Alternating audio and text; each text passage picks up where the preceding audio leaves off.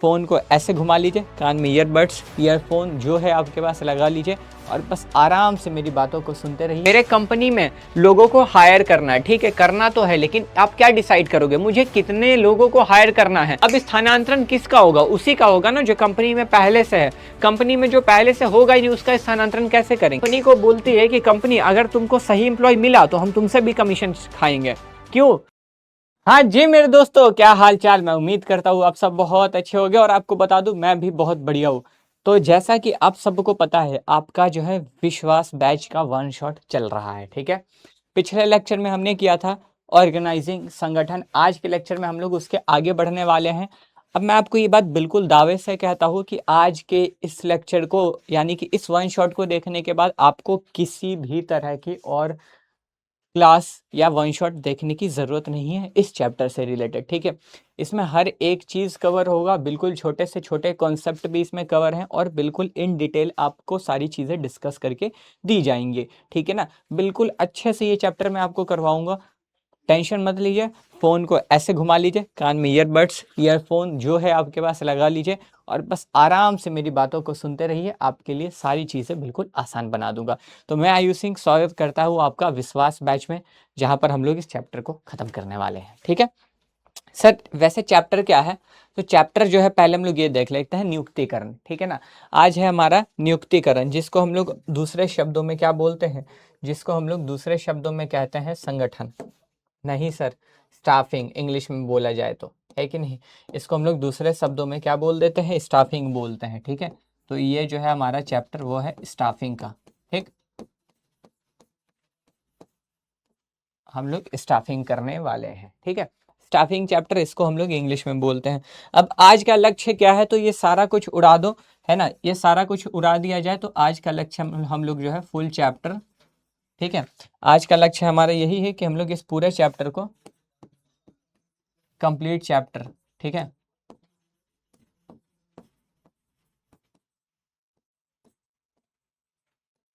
Complete chapter in one shot, ठीक है ना। अब ये सब दे रखा है, ठीक है, चलो कोई बात नहीं, ठीक है। ये यहाँ पे ये गलत है, ठीक है ना। ये नहीं आएगा दोस्तों, ये नहीं आएगा, ये नहीं आएगा, ठीक है। हम लोग कंप्लीट चैप्टर करने वाले हैं संगठन को नियुक्तिकरण को लेके, ठीक है। हम लोग नियुक्तिकरण को लेके जो है कंप्लीट चैप्टर करेंगे, ठीक है। चलो, जैसा कि आपने यहाँ पर देख भी लिया कि नियुक्तिकरण है, ठीक है ना। जैसा आपने देख भी लिया कि यहाँ नियुक्तिकरण है। अब नियुक्तिकरण से मतलब क्या है? देखो, जो ये शब्द है ना, बड़ा साफ सुथरा शब्द है, ठीक है। मतलब नियुक्तिकरण क्या बोलता है? नियुक्ति, नियुक्ति, नियुक्तिकरण, है ना। जिसको इंग्लिश में अगर कहोगे तो ये इंग्लिश में बनता है आपका स्टाफिंग, ठीक है। इंग्लिश में आपका क्या बनता है? स्टाफिंग।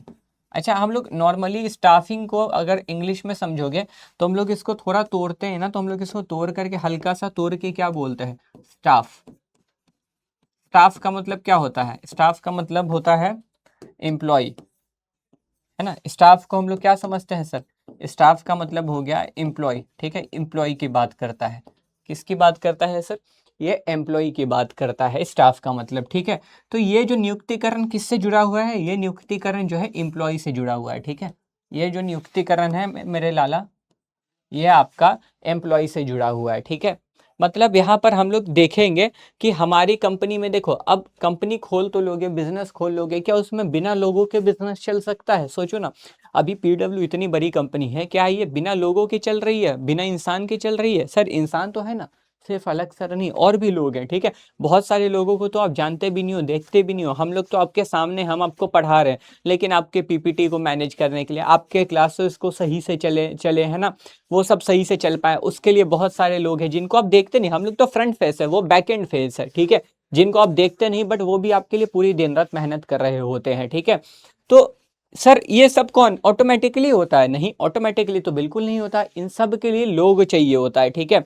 तो जब संस्था में यानी कि एक कंपनी में जब रिक्त पदों को भरा जाता है, खाली जगह को, ठीक है, रिक्त पद यानी कि खाली पोजीशन को किसी व्यक्ति से भर दिया जाता है, उसको हम लोग बोलते हैं नियुक्तिकरण यानी कि स्टाफिंग। अब सर ऐसा तो नहीं है कि किसी को भी हायर कर लेंगे, जाहिर सी बात है। तुम एक बार सोचो लॉजिकली, अगर इस चीज को तुम सोचोगे तो सोचो एक बार, ठीक है, कि ऐसा थोड़ी है कि किसी को भी हम लोग हायर कर लेंगे। मान के चलो कि कंपनी में जरूरत है, ठीक है, मान के चलो कंपनी में ज़रूरत इलेक्ट्रीशियन की है, ठीक है, मान के चलो कंपनी में ज़रूरत जो है इंजीनियर की है, इंजीनियर, ठीक है ना। तो हम लोग क्या सीए को हायर कर लेंगे क्या? हम लोग किसी सीए को हायर कर लेंगे? बताओ, इंजीनियरिंग की ज़रूरत है तो सीए को हायर करेंगे, या फिर जो बंदा कॉमर्स पढ़ के आया हो हम लोग उसको हायर करेंगे, सीए एमबीए इन लोगों को हायर करेंगे क्या इंजीनियरिंग के लिए? या फिर सीएफए सीएस जो बोलो, सीएफए सीएस सीएमए, हम इन सबको हायर करेंगे इंजीनियरिंग का काम करने के लिए? नहीं ना, इसके लिए हम लोग इंजीनियर को हायर करेंगे, जाहिर सी बात है। अब तुम ही सोचो, ठीक है, तुम एक बार समझो जरा मेरी बात को। मान लो कंपनी में अकाउंटिंग का काम करना है, ठीक है, मान लो कंपनी में अकाउंटिंग का काम करना है। अकाउंटिंग मतलब समझते हैं ना, जर्नल एंट्री, कंपनी के बुक्स ऑफ अकाउंट बनाने हैं, ठीक है, कंपनी का लेखांकन करना है। तो उसके लिए तुम किसको हायर करोगे? तुम बोलोगे सर जो कॉमर्स से बंदा पढ़ा होगा ना, जो बीकॉम ग्रेजुएट होगा, ठीक है, कम से कम ये बंदा तो होना ही चाहिए, मतलब सीधा सा वही बंदा होना चाहिए जिसको कॉमर्स का नॉलेज हो, जिसको अकाउंटिंग करनी आती हो। अब अकाउंटिंग करने के लिए हम लोग किसी साइंस वाले या फिर आर्ट्स वाले स्टूडेंट को तो नहीं रख लेंगे जो आर्ट्स पढ़ के आया और उसको अकाउंटिंग करने का काम दे दिया, उसको तो हम लोग बिल्कुल हायर नहीं करेंगे, है कि नहीं? जाहिर सी बात है, हम लोग उसको तो बिल्कुल भी हायर नहीं करेंगे, ठीक है जी। तो यहाँ पर मेरे कहने का मतलब यह है कि ऐसा नहीं कि संस्था में किसी को भी हम लोग नियुक्त कर दें, किसी को भी हम लोग हायर कर लें, ठीक है, सही इंसान को सही जगह पर, ठीक है, सही काम देना होता है। मतलब मेरे कहने का मतलब है कि देखो, तुम एक बार और सिंपल एग्जांपल बोलता हूं, ठीक है, और सिंपल एग्जांपल, तुम मान लो तुमने एक रेस्टोरेंट ओपन किया, ठीक है, तुम्हें चाइनीज फूड बनाना है, चाइनीज फूड, ठीक है, तुम चाइनीज फूड बनाने के लिए उसी को दोगे जो चाइनीज फूड बनाने में एक्सपर्ट होगा, ठीक है। अगर चाइनीज फूड बनाने के लिए तुम किसी साउथ इंडियन भाई को दे दोगे कि लो भाई बनाओ, तो वो चाइनीज फूड में इडली सांभर सब बना देगा, और वो चाइनीज फूड में तो आता नहीं है, वो साउथ इंडियन फूड में आता है। तो सोचो, चाइनीज जिसको बनाने आता है, जो चाइनीज बना सकता है, आप उसी को चाइनीज फूड बनाने के लिए दोगे, है कि नहीं? हाँ सर, जो डोसा इडली बना सकता है आप उसी को बनाने के लिए दोगे, ऐसा तो नहीं जिसको चाउमीन बनाने आता आप उसको डोसा इडली बनाने के लिए दे दोगे। क्या काम सही होगा? अगर आप गलत इंसान को गलत काम दोगे तो क्या काम सही हो पाएगा? नहीं हो पाएगा। अब मैं किसी साइंस वाले बंदे को बोलूं कि ले मेरा अकाउंटिंग कर, जर्नल एंट्री करो, कर पाएगा? नहीं कर पाएगा, है ना। मतलब यहाँ क्या है कि वो गलत इंसान है ना, गलत इंसान को गलत काम दिया, साइंस वाले बंदे को अकाउंटिंग करने दे दी। अगर साइंस वाले बंदे को मैं कोई साइंस वाला काम देता तो वो अच्छा करता, यानी कि सही इंसान को अगर सही काम मिलेगा तो वो अच्छा काम करेगा। तो मेरे कहने का मतलब यही है, नियुक्तिकरण का मतलब होता है संस्था में नियुक्त पदों, रिक्त पदों में नियुक्ति, ठीक है, पहला। और दूसरा, सही इंसान को सही कार्य पर, क्या बोला, सही इंसान को सही कार्य पर, ठीक है, और सही समय पर रखना, ठीक है, appointing the right person on right job eight right point of time. मतलब सही इंसान को सही काम पर सही समय पर रखो। अब मान के चलो आपके संस्था में जरूरत है अभी, ठीक है, आपके संस्था में अभी जरूरत है 10 लोगों की, ठीक है, अभी आपके संस्था में जरूरत कितने लोगों की है? 10 लोगों की, और आपके संस्था में अभी केवल 9 हैं, ठीक है, कितने लोग हैं? केवल 9 हैं। तो जाहिर सी बात है यहाँ पर आपको एक बंदा हायर करना पड़ेगा, है कि नहीं? तो आपको वही बोल रहा ना कि सही इंसान को सही कार्य पर सही समय पर रखो। अब आपको जरूरत ही नहीं है, आपको 10 लोग चाहिए, ठीक है, और 10 लोग पहले से आपके संगठन में हैं, तो यहाँ पर आपको नियुक्तिकरण की कोई आवश्यकता नहीं, समझे? तो वही मेरे कहने का मतलब है। नियुक्तिकरण किससे जुड़ा हुआ है? एम्प्लॉय, यानी कि नियुक्तिकरण, ये जो चैप्टर जुड़ा हुआ है ना, ये चैप्टर किससे जुड़ा हुआ है? तो सर ये चैप्टर जो है कर्मचारी से जुड़ा हुआ है, ठीक है, ये चैप्टर किससे जुड़ा हुआ है? ये चैप्टर जो है कर्मचारी से जुड़ा है, ठीक है, एम्प्लॉय से, जो कंपनी में काम करने वाले होते हैं ना, कर्मचारी, उनसे जुड़ा है, ठीक है, समझे?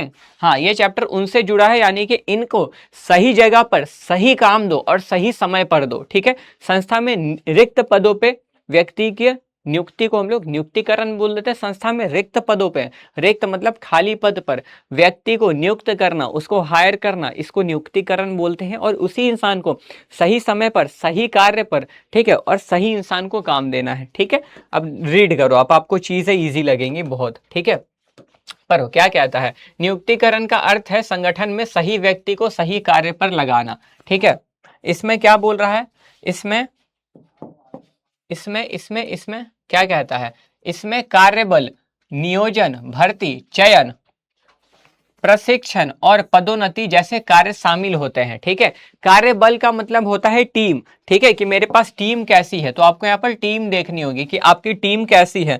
आपको यहाँ क्या देखना होगा, आपको जो है ना, आपको यहाँ पर टीम देखना होगा कि आपको टीम कैसी मिली है। ठीक है, आपको आपका टीम देखना होगा, मतलब आपको हर बार ये देखना पड़ेगा, जो मैंने आपको एग्जाम्पल दिया ना, मुझे कितने लोगों की जरूरत है और अभी कितने लोग मेरे पास है, 10 लोगों की जरूरत है और 10 लोग हैं, तो मेरा कार्यबल सही है। अगर मुझे 10 लोगों की जरूरत है और 9 लोग हैं, तो मेरे कार्यबल में कमी है, मुझे एक बंदे को और हायर करना पड़ेगा। ठीक है, अगर मान के चलो मैं यहीं पर ये बात फिर से बोलूं, अगर मैं यही बात यहाँ पर फिर से बोलूंगा, ठीक है, कि मुझे जो है 10 लोग चाहिए, मुझे जो है 10 लोग चाहिए और मेरे पास 11 लोग हैं, तो मुझे जाहिर सी बात है एक इंसान को निकालना पड़ेगा, है ना, यहाँ पर एक इंसान को निकालना पड़ेगा। अब इसको हम लोग क्या बोलेंगे, ये जो है अंडर स्टाफ्ड है। ठीक है, मतलब यहाँ पर जितने लोगों की जरूरत है उतने लोग नहीं है, तो यहाँ पर अंडर स्टाफिंग है। ठीक है, कम स्टाफिंग की गई है, अंडर स्टाफ्ड है।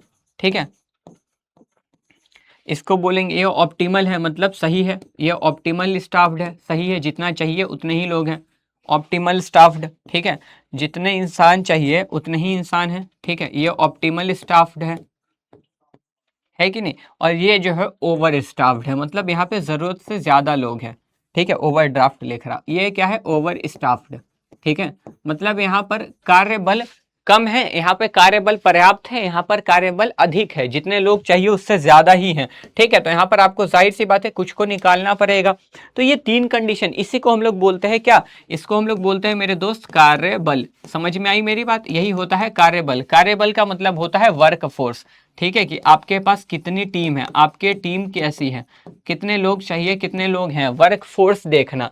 ठीक है ना, तो यहाँ पर आपको वही बोला कि ये सारे कार्य शामिल है। ठीक है, यह प्रबंधन प्रक्रिया का क्या है, यह प्रबंधन प्रक्रिया का वह भाग है जो संगठन के योग्य, संतुष्ट और कुशल कर्मचारियों को प्राप्त करने, ठीक है, उनका उपयोग करने और बनाए रखने से संबंधित है। मतलब कुशल कर्मचारी का मतलब वही सही इंसान को सही काम देना। साइंस वाले इंसान को अगर देंगे हम लोग आर्ट्स वाला काम, ठीक है, साइंस वाले काम इंसान को हम लोग देंगे कि लो अकाउंटिंग करो, गलत करेगा, तो योग्य कौन है, जो अपना काम को सही से करेगा उसी को हम लोग योग्य बोलेंगे। ठीक है, तो वही बोल रहा है। अब कहता है नियुक्तिकरण के अंतर्गत, ठीक है, नियुक्तिकरण के अंतर्गत संगठन में कार्य करने वाले सभी प्रकार के कर्मचारी आते हैं। ठीक है, यानी कि बोल रहा है नियुक्तिकरण में वो सब लोग आते हैं जो कंपनी में काम कर रहे हैं, जैसे स्थायी अस्थायी अनुबंध पर कार्य करने वाले कर्मचारी। मतलब अब देखो इसमें बोल रहा है ना कि जैसे स्थायी और अस्थायी अनुबंध, मतलब जैसे कंपनी में ना बहुत से लोग कॉन्ट्रैक्ट पे काम करते हैं। ठीक है, कि कॉन्ट्रैक्ट क्या होता है, कॉन्ट्रैक्ट या एग्रीमेंट पे काम करते हैं कि इतने समय के लिए आप हमारे साथ काम कर रहे हो।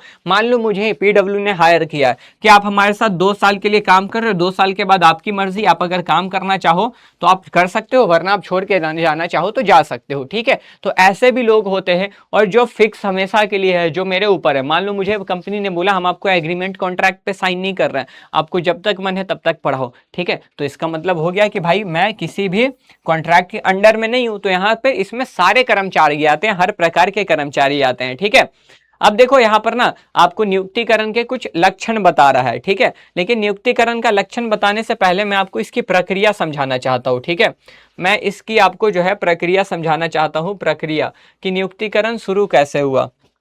ठीक है, अब देखो यहाँ पर क्या बोलता है, नियुक्तिकरण मैंने आपको क्या बताया, नियुक्तिकरण का मतलब लोगों को हायर करना, स्टाफिंग करना, लोगों को नियुक्त करना कंपनी में रिक्त पदों पर। ठीक है, अब आपको अपने कंपनी में लोग चाहिए, मैं आपको एक एग्जांपल से समझाऊंगा, बहुत आसानी से समझ में आ जाएगा। ठीक है, आपको आपके कंपनी में लोग चाहिए, मान लो ये आपकी कंपनी है तबाही लिमिटेड करके।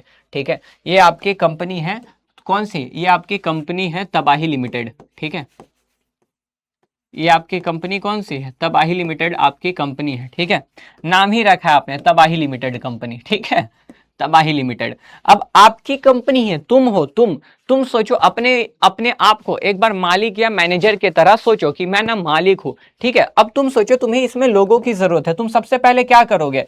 सबसे पहले तुम क्या करोगे? सबसे पहले तुम यहां पर क्या करोगे? तुम देखोगे मेरे कंपनी में लोगों को हायर करना है, ठीक है, करना तो है, लेकिन आप क्या डिसाइड करोगे? मुझे कितने लोगों को हायर करना है, कितना काम है, उसके हिसाब से कितने लोग रखने होंगे, जाहिर सी बात है ना। मतलब आपको यह देखना होगा कि मेरी कंपनी में कितना काम है।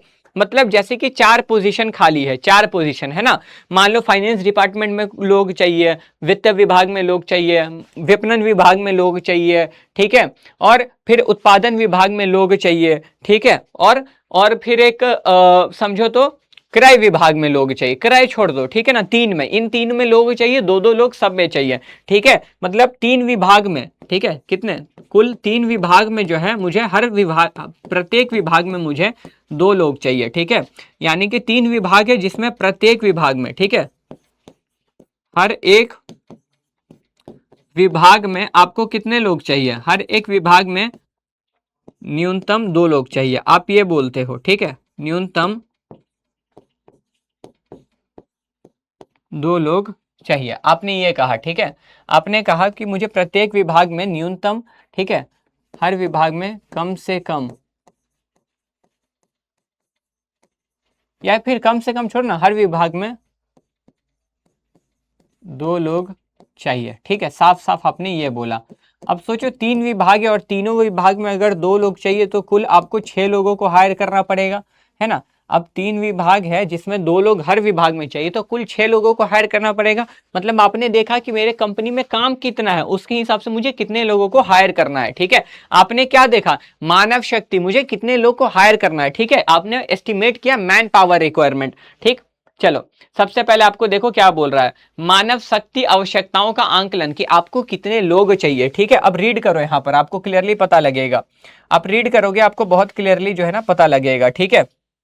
देखिए यहां पर देखिएगा, नियुक्तिकरण की शुरुआत में, ठीक है, क्या बोला? नियुक्तिकरण के शुरुआत में यह निर्धारित किया जाता है कि संस्था के पास उचित समय पर पर्याप्त योग्य कर्मचारी उपलब्ध होंगे, ठीक है।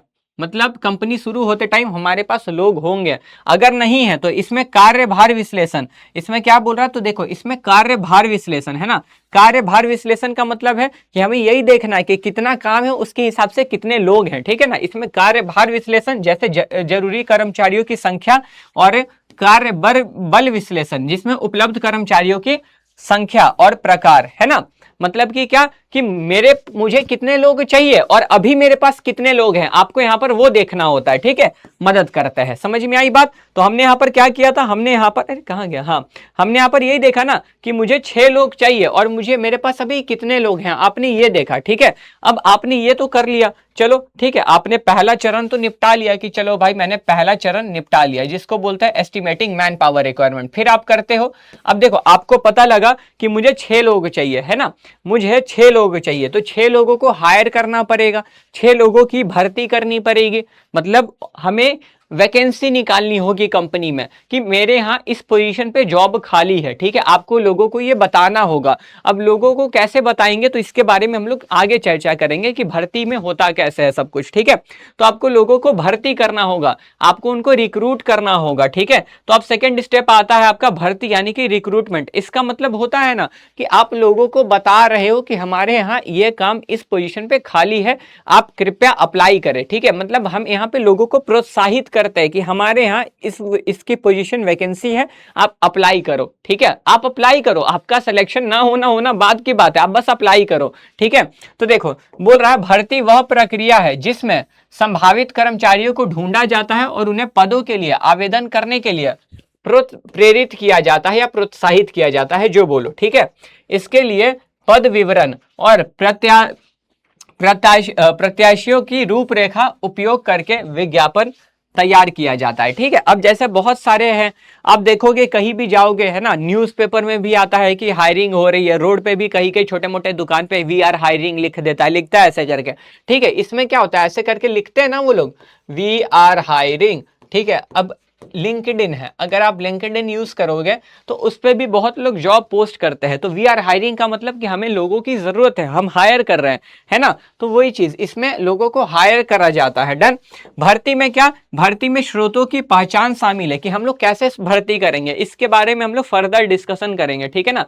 इसको रहने दो, ये लाइन रहने दो, आगे आप पढ़ेंगे तो आपको बाद में ऑटोमेटिकली समझ में आ जाएगा। भर्ती का मतलब आपको समझ में आ गया, ठीक है, कि हमें लोगों को हायर करना होता है। आपने लोगों को हायर कर लिया, अब तीसरा क्या होगा, अब तीसरा होगा कि आवेदकों में से चयन।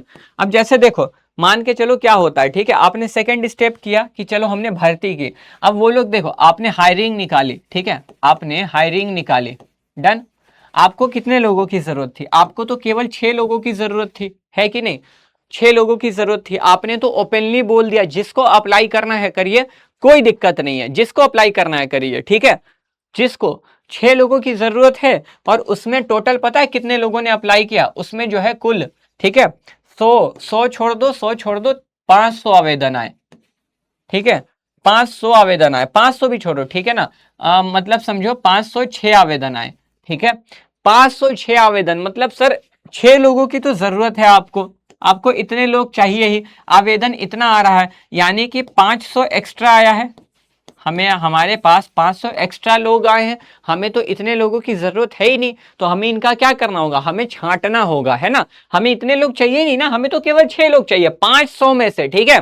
500 में से हमें जो सबसे 6 बेस्ट लगेंगे हम उसी को चुनेंगे, है कि नहीं। 506 में से जो हमें सबसे बेस्ट लगेंगे हम उन्हीं को चुनेंगे, बाकी को हम लोग क्या करेंगे, छांट देंगे, ठीक है, इनको हम लोग छांट देंगे, हटा देंगे, जरूरत है नहीं। अब ये छांटेंगे कैसे, तो इसके लिए बहुत सारी प्रक्रिया होती है, इंटरव्यू किया जाता है, टेस्ट लिया जाता है, ठीक है। तो यहाँ पे छांटने की प्रक्रिया चलेगी, समझे। तो यहाँ पर क्या बोल रहा, आवेदकों में से चयन, इतने सारे लोगों ने फॉर्म भेजा है तो इन्हीं में से कुछ लोगों को चुनना होगा, बाकी लोग को हटाना होगा, ठीक है।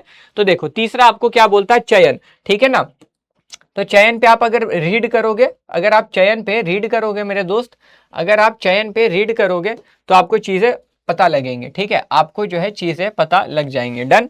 तो देखो यहां पर आप एक बार रीड करो, ठीक है। भर्ती के समय, क्लियरली बोल रहा है, भर्ती के समय बनाए गए संभावित पद प्रत्याशियों में से सबसे योग्य, ठीक है, इसको हाईलाइट कर देता हूं, ठीक है। भर्ती के समय बनाए गए संभावित पद प्रत्याशियों में से सबसे योग्य कर्मचारी को चुनने की प्रक्रिया है। मतलब 506 एप्लीकेशन तो आया, लेकिन हमें तो केवल 6 चाहिए, तो उसमें से हम एकदम बेस्ट 6 को चुनेंगे, बात खत्म हो गया, हमें क्योंकि 500 की जरूरत ही नहीं है, ठीक है। यहां पर क्या हुआ, चाहिए तो इसको केवल 6 लोग थे ना, चाहिए तो इसको केवल 6 लोग थे, है कि नहीं। चाहिए इसको केवल 6 लोग थे, लेकिन एप्लीकेशन 506 का आया, तो ये केवल 6 लोगों को चुनेगा, बाकी 500 को हटा देगा, ठीक है। तो वही यहां पर आपको कहता है तीसरा, ठीक है। रीड करो आगे, यह सुनिश्चित करती है कि संस्था को सबसे योग्य व्यक्ति मिले, ठीक है ना। यानी कि चयन जो है, चयन यह सुनिश्चित करती है कि लोगों को सबसे योग्य, संस्था को, कंपनी को सबसे बेस्ट इंप्लॉय मिले, ठीक है, और चयनित कर्मचारियों का सम्मान बढ़े, ठीक। चयन प्रक्रिया में क्या बोल रहा है, विभिन्न परीक्षाएं, अलग अलग प्रकार का टेस्ट होता है और साक्षात्कार शामिल होते हैं। सफल उम्मीदवारों को रोजगार अनुबंधन प्रस्ताव किया जाता है, मतलब जो लोग इंटरव्यू पास कर जाते हैं उनको जॉब पे रख लिया जाता है, ठीक है, जिसमें रोजगार की शर्तें, अवधि और कार्यभार संभालने की तिथि उल्लेखित होती है। डन। समझ में आई मेरी बात, ठीक है। अब देखो ये तीसरा हुआ ना, अब चौथा क्या करना है, अब चौथा आपको करना है, सर चौथा आपको ये काम करना है, ठीक है, चौथा आपको ये काम करना है कि चौथा आप करोगे अनुस्थापन तथा अभिविन्यास, है ना। मतलब अब लोगों को हायर तो कर लिया, ठीक है, मतलब सबसे पहले आपने क्या किया, आपने पता लगाया कि हमें 6 लोगों की जरूरत है, ठीक है, 6 लोगों की जरूरत है। आपने लोगों को क्या बोला कि यहाँ पर वैकेंसी है, आप प्लीज अप्लाई करिए, ठीक है, आपने लोगों को अप्लाई करने के लिए बोला, उन्होंने अप्लाई किया, तो उनमें से एप्लीकेशन कितने आए, है ना, 506 आए, ठीक है, या 500, हाँ 506 आए, इनमें से आपको बस 6 चुनने हैं, बाकी तो हटाने हैं। अब 6 चुनेंगे तो उनको बताना तो होगा ना, कंपनी के बारे में बताना होगा, हमारी कंपनी क्या काम करती है, कंपनी में कैसे कैसे काम होता है, मतलब उनको कंपनी से दोस्ती करवानी होगी, कंपनी के बारे में समझाना होगा हमारी कंपनी कैसी है। आप कभी जॉब करने जाओगे ना तो पहले दिन आपका इंडक्शन होता है, जिसको इंट्रोडक्शन बोलते हैं, ठीक है। मतलब आपको कंपनी के बारे में बताया जाएगा, कंपनी का पूरा इतिहास बताया जाएगा, कंपनी कैसे शुरू हुई, कंपनी आगे भविष्य में क्या करना चाहती है, आपका क्या रोल होगा यहाँ पे, मतलब आप किस चीज के लिए हायर किए गए हो, आपको पूरा का पूरा इस वाले स्टेप में ये बताया जाएगा, ठीक है। उसके बाद अब तो आप कंपनी में आपकी हायरिंग हो गई है, तो आपका काम जो है उसके लिए आपको ट्रेनिंग दी जाएगी, ठीक है। मतलब आपका जो काम है ना उसके लिए आपको काम सिखाया जाएगा, जैसे जैसे आप काम सीखोगे तो आपका विकास होगा। जाहिर सी बात है, जब भी हम कुछ नया सीखते हैं तो हम उसको अपना डेवलपमेंट मानते हैं कि हमारा डेवलपमेंट हो रहा, हम कुछ नया सीख रहे हैं, है कि नहीं। तो वही चीज बोलता है, हाँ सारी बातें आपको यही बता रहा है, ठीक है।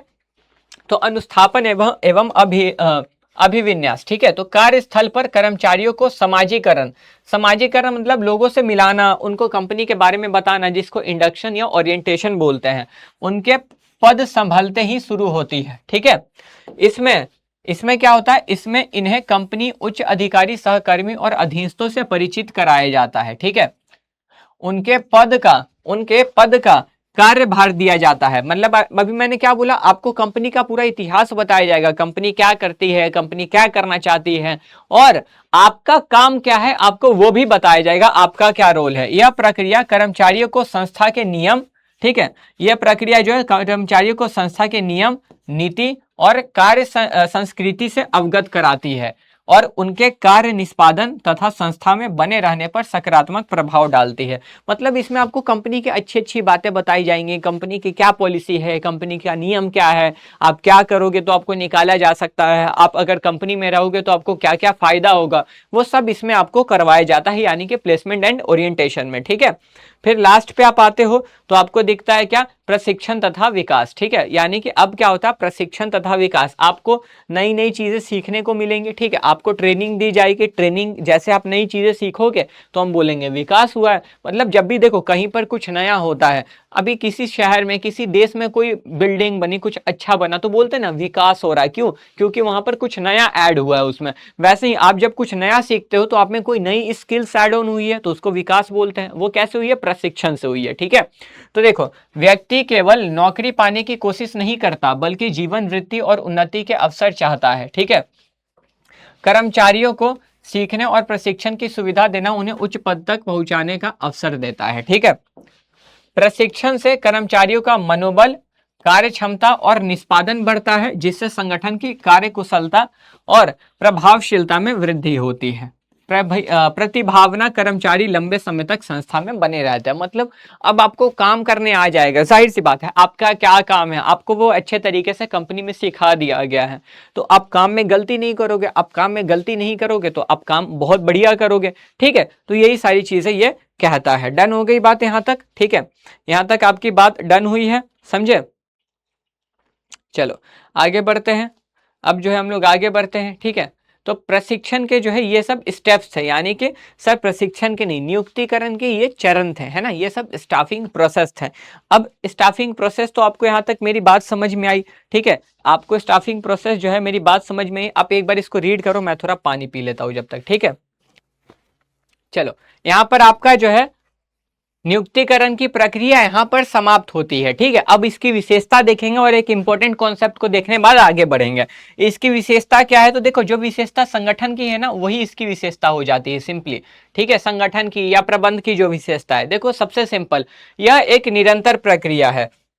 बहुत बेसिक बात बोलता है कि यह एक निरंतर प्रक्रिया है। निरंतर का मतलब क्या होता है, जो कंटिन्यू चलता रहेगा, मतलब सर कंटिन्यू चलता रहेगा। अब देखो हमने पहले ही पढ़ा था प्रबंध, है ना, जब तक आपको बिजनेस करना है तब तक आपको प्रबंध तो करना पड़ेगा, ठीक है। और ये प्रबंध की प्रक्रिया में से एक है। प्रक्रिया कितनी थी, 5 थी। प्रबंध की 5 प्रक्रिया होती है ना, नियोजन, संगठन, नियुक्तिकरण, निर्देशन, नियंत्रण, planning, organising, staffing, directing, controlling, ये 5 प्रक्रिया होती है, जिसको हम लोग क्या बोलते हैं, POSDQ, सी। अब प्रक्रिया है मतलब जब तक प्रबंध होगा तब तक ये 5 चीजें ऑटोमेटिकली होती ही होती हैं, ठीक है। अगर इसमें से कोई भी एक नहीं रहेगा तो उसको हम लोग मानेंगे कि प्रबंध नहीं हो रहा है, ठीक है, ये प्रबंधन नहीं है, मैनेजमेंट गलत हो रहा है। अगर इसमें से ये हटा दोगे तो इसको मैनेजमेंट हम लोग नहीं कहेंगे। तो देखो जाहिर सी बात है, जब तक प्रबंध रहेगा तब तक ये रहेगा, मतलब पहला लॉजिक तो ये हुआ। दूसरा तुम लॉजिक ये मानोगे कि देखो कंपनी में हमेशा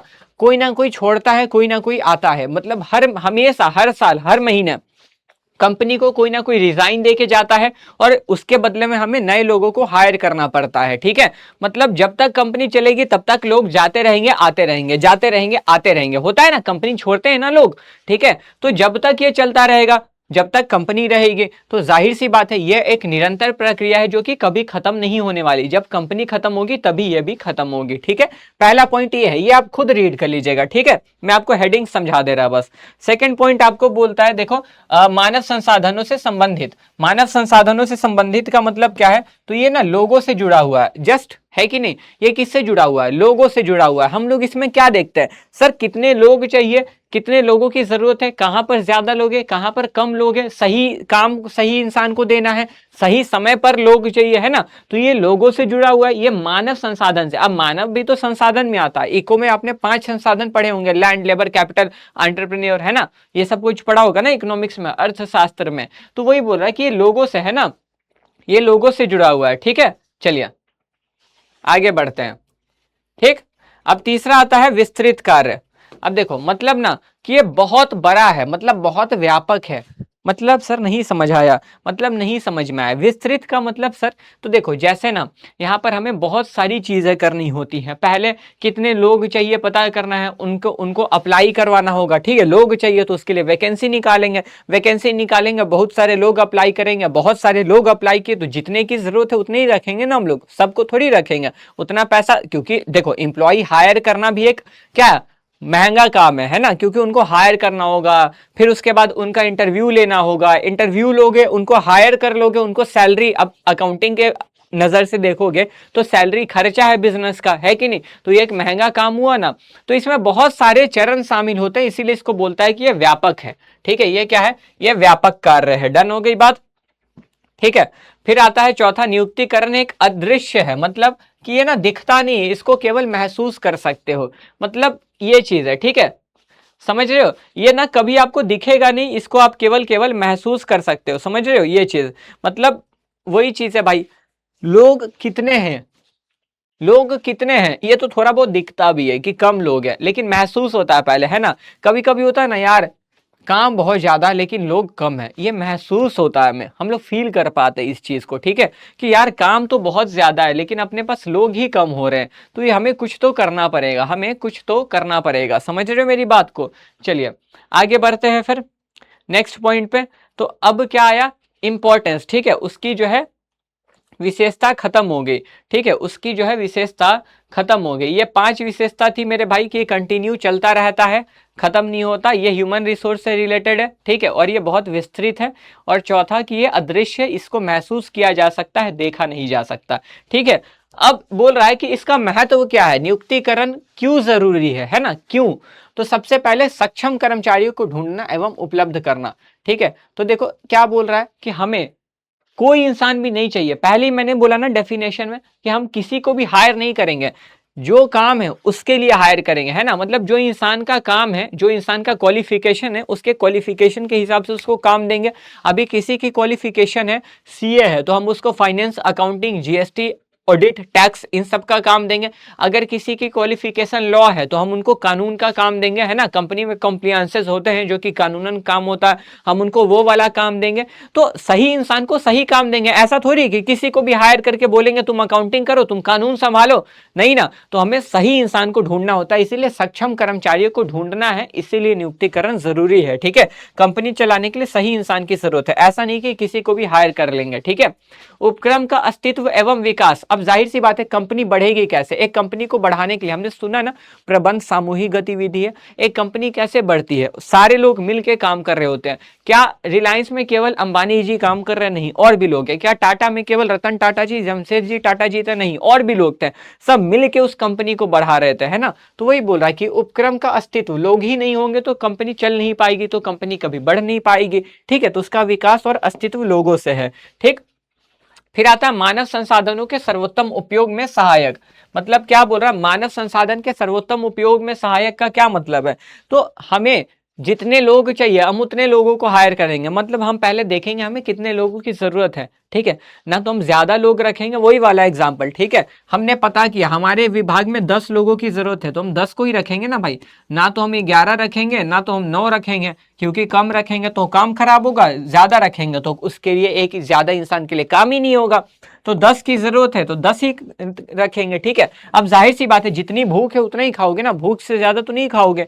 तो वही बोल रहा है ये। ठीक है, फिर आता है चौथा, कर्मचारियों की कार्य संतुष्टि एवं मनोबल में वृद्धि। ठीक है, अब लोग आते हैं, आप लोगों को क्या, लोग उनको उनके हिसाब से, उनके रुचि, उनके इंटरेस्ट, उनके क्वालिफिकेशन से काम मिलता है। तो मतलब अगर आपका बचपन से मान लो सपना रहा कि मुझे सीए बनना है, आप सीए बन जाओगे, फिर सीए का काम करोगे तो आपको वो काम करने में मजा आएगा, क्योंकि आप बचपन से वही काम करना चाहते थे, है ना। तो आपकी रुचि होगी, आपको कॉन्फिडेंस मिलेगा, यार मैं जो करना चाहता था मैंने वो किया, आपको मोटिवेशन आएगा। ठीक है, फिर बेहतर निष्पादन में सहायक। अब देखो जाहिर सी बात है, आप सीए के लिए पढ़ के आए हो, ठीक है, आप सीए का काम कर रहे हो, तो आप सीए के काम में गलती तो नहीं करोगे, आप उस काम को बहुत बढ़िया तरीके से करोगे। जाहिर सी बात है, अगर आपको जो काम आता है, मैंने आपको वही काम किया, तो आप उस काम में गलती करोगे। मतलब सोचो, एक बंदा है जिसको इडली डोसा बनाने आता, मैंने उसको इडली डोसा ही बनाने दिया, तो वो इडली डोसा खराब बनाएगा? नहीं सर, वो तो अच्छा ही बनाएगा, है ना। तो वही बोल रहा है। अभी कोई बंदा है जिसको बहुत अच्छे से जीएसटी आता है, उसको मैं जीएसटी का काम दूंगा, वो जीएसटी का काम एकदम बढ़िया करेगा। एक कोई बंदा है जिसको इनकम टैक्स बहुत अच्छा समझ आता, तो वो इनकम टैक्स का काम बहुत बेहतर करेगा। तो अगर इंसान को, अगर व्यक्ति को उसकी योग्यता, रुचि के अनुसार कार्य मिलेगा, तो जाहिर सी बात है ना भाई कि वो उस काम को बहुत बेहतरीन तरीके से करेगा। ठीक है, वही बोल रहा है कि बेहतर निष्पादन में सहायक, वो अपना काम को बहुत बढ़िया से करेगा। ठीक है, फिर आता अन्य कार्यों की प्रभावशीलता की कुंजी। मतलब कि इसमें अन्य प्रक्रियाएं भी होती है, जैसे प्लानिंग भी होता है, ऑर्गेनाइजिंग भी। ठीक है, स्टाफिंग तो हम लोग पढ़ ही रहे हैं, डायरेक्टिंग। ठीक है, स्टाफिंग पढ़ रहे हैं, डायरेक्टिंग और कंट्रोलिंग। तो इसमें और भी दूसरे दूसरे काम होते हैं। ठीक है, अब दूसरे दूसरे काम, अब सोचो अगर ये नहीं होगा तो डायरेक्टिंग संभव नहीं हो पाएगा। ठीक है, अगर लोग ही नहीं होंगे तो कंपनी में काम कौन करेगा? तो और कार्य के लिए भी ये बहुत ज्यादा हेल्पफुल है। ठीक है, बहुत इंपॉर्टेंट है, क्योंकि बिना लोग के कंपनी चल ही नहीं पाएगी। तो वही बोला, अन्य कार्यों की प्रभावशीलता की कुंजी। ठीक है, तो ये चीज अब देखो समझो। अब आता है मानव संसाधन प्रबंध का क्रम विकास। ठीक है, मानव संसाधन, देखो हर कंपनी में ना एक डिपार्टमेंट होता है, एचआर डिपार्टमेंट। ठीक है, हर एक कंपनी में, ठीक है, हर एक कंपनी में जो होता है, कौन होता है सर? हर एक कंपनी में एक डिपार्टमेंट होता है। कंपनी में कौन सा डिपार्टमेंट होता है? वो होता है एचआर डिपार्टमेंट। ठीक है, जिसको हम लोग क्या बोलते हैं? HR department. एचआर का फुल फॉर्म होता है ह्यूमन रिसोर्स। ठीक है, मतलब ये एचआर का डिपार्टमेंट का काम क्या होता है? एचआर डिपार्टमेंट का काम होता है, इसको हम लोग क्या बोलते हैं? Human resource department. ठीक है, ध्यान रखना, ह्यूमन रिसोर्स डिपार्टमेंट। ठीक है, एचआर डिपार्टमेंट का काम ये होता है कि संगठन में सुनिश्चित करे, ठीक है, कि कंपनी में क्या, इसका कार्य ये होता है कि संगठन में सुनिश्चित करे। ठीक है ना, इसका कार्य है संगठन में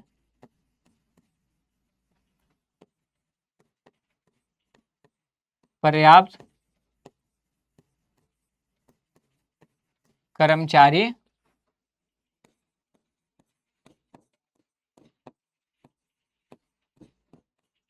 सुनिश्चित करना।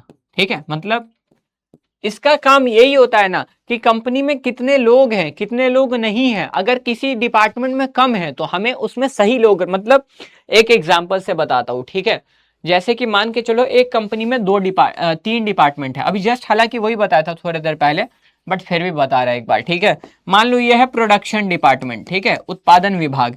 ये है आपका मार्केटिंग डिपार्टमेंट, विपणन विभाग। और ये है आपका फाइनेंस डिपार्टमेंट, वित्त विभाग। ठीक है, अब एचआर देखता है ना कि इसमें, ठीक है, एचआर देखता है कि यार इसमें ना हमें 5 लोगों की और जरूरत है, हमें 5 लोग और हायर करने होंगे, ठीक है।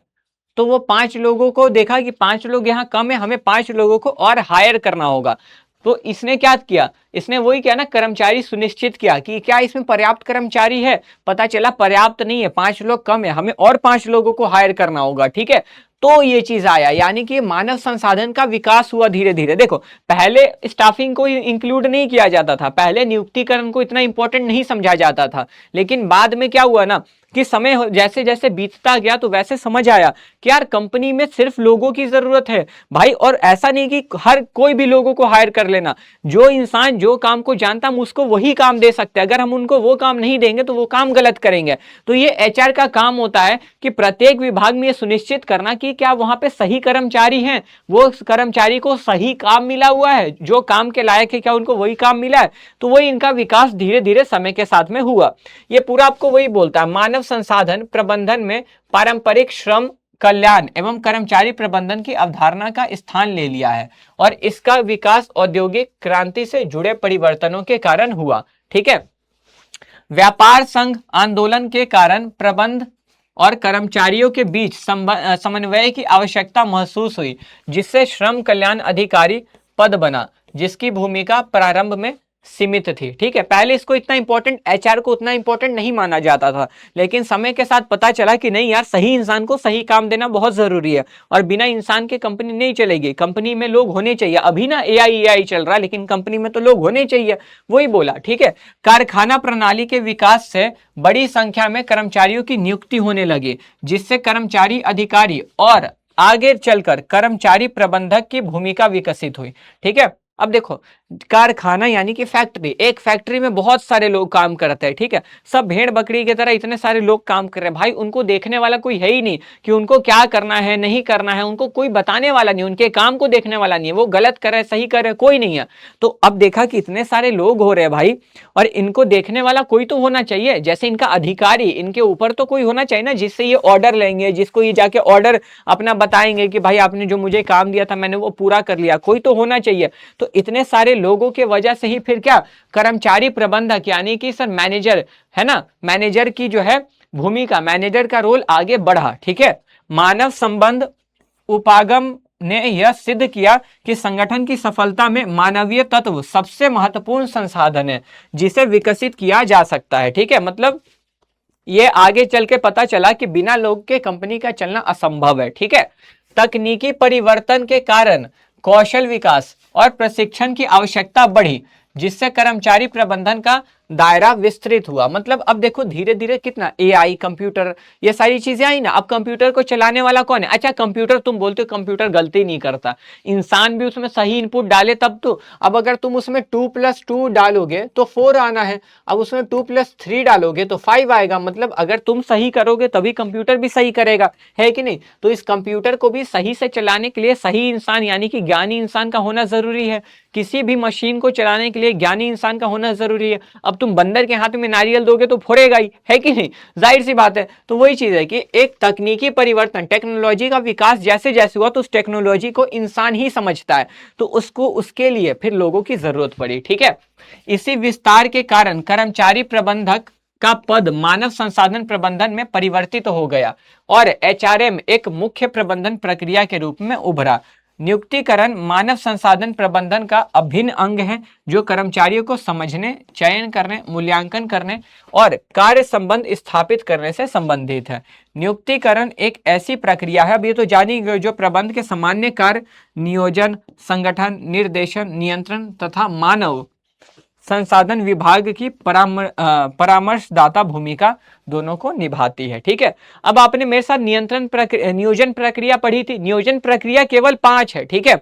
अब एचआरएम के आने के वजह से देखो, अब ये जो एचआर आया ना, एचआर सब कुछ डिसाइड करता है, यानी कि एचआर हर चीज देखता है, कौन व्यक्ति जिसको मैंने हायर किया वो काम कैसा कर रहा है, ठीक है, वो जितना अच्छा काम कर रहा है। अब देखो जाहिर सी बात है, अगर तुम बहुत अच्छा काम कर रहे हो, ठीक है, मान के चलो ठीक है, कि इस बंदे को एचआर ने हायर किया था सैलरी पे, ठीक है। इस बंदे को मान के चलो 50,000 की सैलरी पर हायर किया गया था, ठीक है। किसने हायर किया था? सर एचआर ने हायर किया था कि भाई तुम्हें जो है हम 50,000 की सैलरी पे हायर कर रहे हैं, और ये बहुत बढ़िया बहुत अच्छा काम कर रहा है, ठीक है, ये ना बहुत बढ़िया काम कर रहा है, ये बहुत अच्छा काम करता है, इसके काम में गलतियां होती ही नहीं है, बहुत बेहतरीन काम करता है।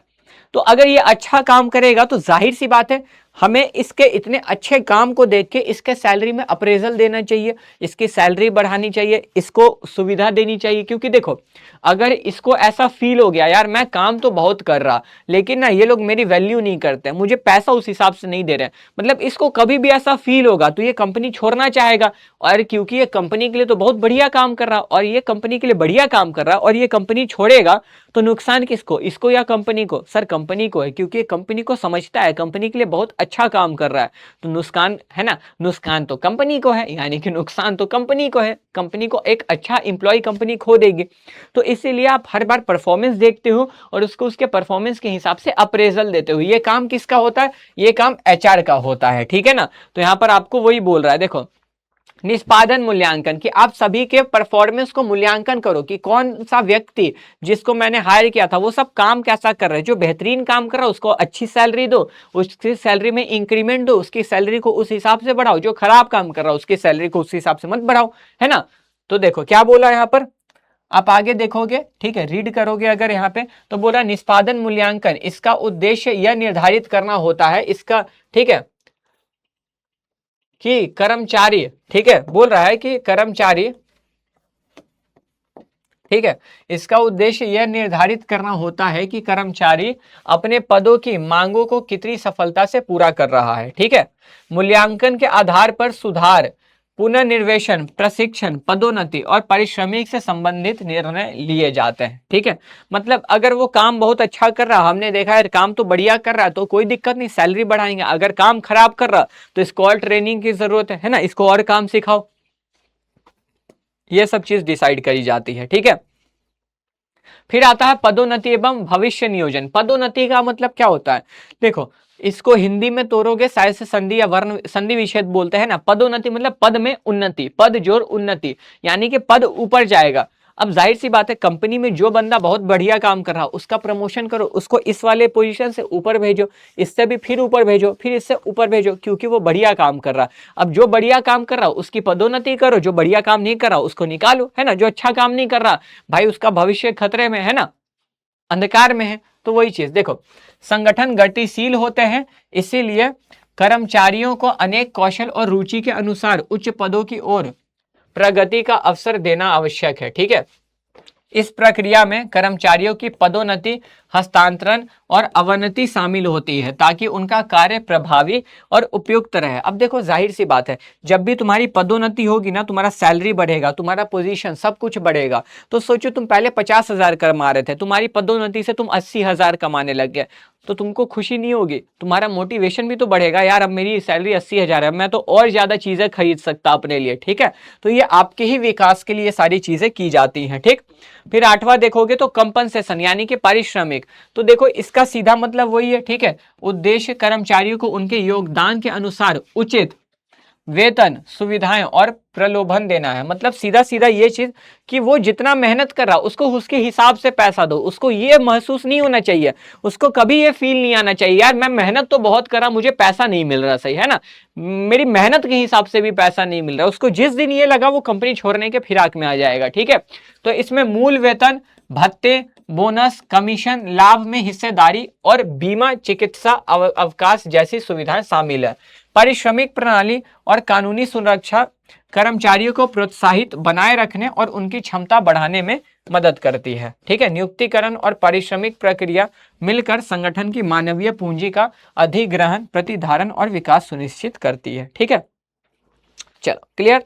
अब आते हैं हम लोग कंपनी के एकदम रियल वाले काम पर, ठीक है ना। यानी कि भर्ती मतलब मैंने आपको ऑलरेडी बता दिया। देखो कंपनी में जब खाली जगह होती है, रिक्त पदों में लोगों को प्रोत्साहित करना, प्रेरित करना कि आप हमारी कंपनी में अप्लाई कीजिए, हमारी कंपनी में वैकेंसी है, पोजीशन खाली है। जब आप लोगों को अपनी कंपनी में अप्लाई करने के लिए प्रोत्साहित करते हो, एनकरेज करते हो, ठीक है, कि वो आपकी कंपनी में अप्लाई करे उस वैकेंट पोजीशन के लिए, उसको बोलते हैं भर्ती, रिक्रूटमेंट, ठीक है।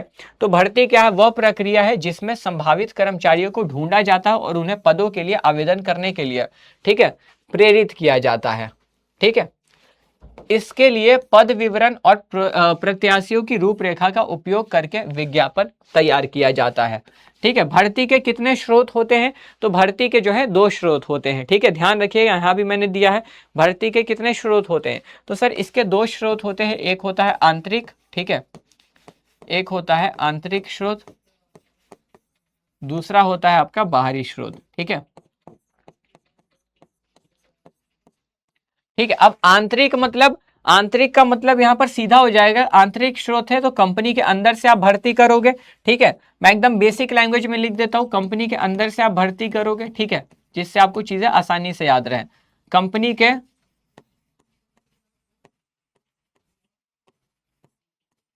अंदर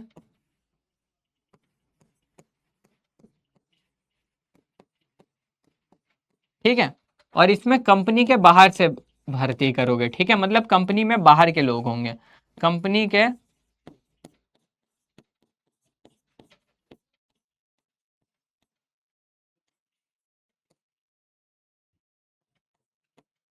ठीक है,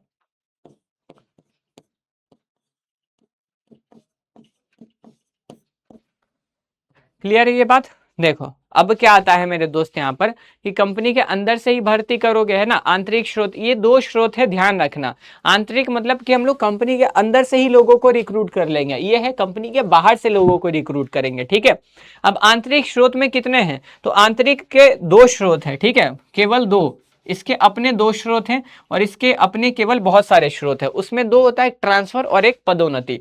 ठीक है, अब देखो इसमें जो है ना आंतरिक स्रोत जो होता है आपका, उसके केवल 2 स्रोत है। ठीक है,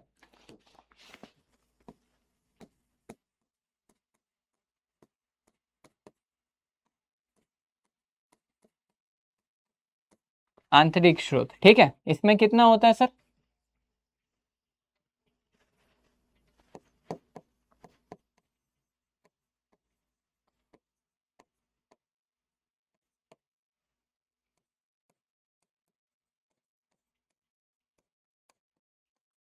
इंटरनल सोर्स ऑफ रिक्रूटमेंट है। ठीक है, यानी कि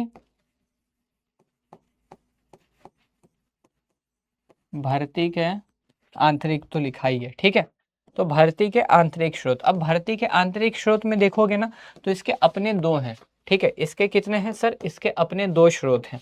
इसके कितने हैं? अपने 2 स्रोत। ठीक है, एक हो जाएगा पदोन्नति, एक होगा स्थानांतरण। ठीक है,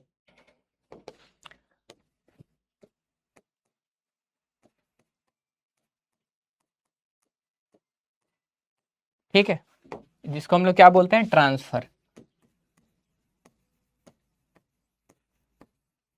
ट्रांसफर, ठीक है। दूसरा होता है पदोन्नति,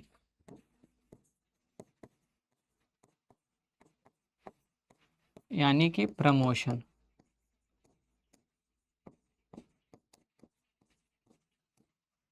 अब देखो ये स्थानांतरण है ना, मतलब कंपनी में क्या होता है, स्थानांतरण किया जा रहा है, उसी के उसके एक स्थान से उसको दूसरे स्थान पे भेज दो। मतलब या तो उसको एक विभाग से दूसरे विभाग में भेज दो, एक डिपार्टमेंट से D1 से D2 में भेज दो। ठीक है, या तो उसके एक पोजीशन से दूसरे पोजीशन पे उसको भेज दो, या तो उसके एक जगह से प्लेस 1 से दूसरे प्लेस पे भेज दो। मतलब समझ में आ रहा है? ट्रांसफर का मतलब बेसिकली क्या होता है कि हम बस उसका ट्रांसफर कर रहे हैं। अभी वो मुंबई में काम कर रहा तो अगले साल या अगले महीने उसका मैं ट्रांसफर कहाँ कर रहा, मैं दिल्ली में कर दे रहा, है ना। मैंने क्या किया, मुंबई में था दिल्ली में कर दिया, काम वही रहेगा, सैलरी वही रहेगी, कुछ भी बदलाव नहीं होगा, ना उसका काम बढ़ेगा ना सैलरी बढ़ेगी, कुछ नहीं, बस उसको ट्रांसफर किया जा रहा है। ठीक है, ट्रांसफर किया जा रहा है, ये तो जगह में हुआ। दूसरा सर आप D1 D2 लिखे हो, इसका मतलब यानी कि एक विभाग से दूसरे विभाग में, मतलब पहले वो उत्पादन विभाग में था। ठीक है, पहले वो उत्पादन का काम करता था, अब आपने उसको वित्त विभाग में भेज दिया। ठीक है, अब देखो इससे क्या होगा, पहले उसने उत्पादन का काम करके उत्पादन का काम सीख लिया, है ना। अब वित्त विभाग में गया तो उसको वित्त विभाग का काम सीखना होगा, यानी कि इससे वो नई नई काम सीखेगा, उसका प्रशिक्षण हो रहा, है ना, लोगों को कार्य सिखाने के लिए एक बढ़िया स्रोत है, वो नया नया काम भी सीखेंगे इससे, और उनका जो है क्या, एक काम से एक विभाग से दूसरे विभाग भेज दिया, एक जगह से दूसरे जगह भेज दिया, ठीक है, एक पोजीशन से दूसरे पोजीशन पे भेज दिया। यहाँ पे क्या होगा, काम ऑलमोस्ट सेम ही रहता है, अगर विभाग में अंतर कर रहे हो तो काम बदलेगा, ठीक है। कार्यभार मतलब आपका वर्क बढ़ेगा नहीं, काम बदल सकता है लेकिन काम बढ़ेगा नहीं, ठीक है। सैलरी सेम रहेगी ना, आपके पद यानी कि पोजीशन में कोई भी बदलाव होगा। आप इस पोजीशन पे हो तो बस इस पोजीशन से इस पोजीशन पे गए हो, आप ऊपर नहीं गए हो, आप ऐसे गए हो, ठीक है ना। आप कैसे गए हो, आप इस तरीके से, ठीक है। तो ट्रांसफर में कैसे होता है सर, ट्रांसफर में इस तरीके से, ठीक है। अब दूसरा बोलता है सर पदोन्नति। पदोन्नति का मतलब होता है पद में उन्नति, है कि नहीं। पदोन्नति का सीधा मतलब होता है पद में उन्नति, ठीक है।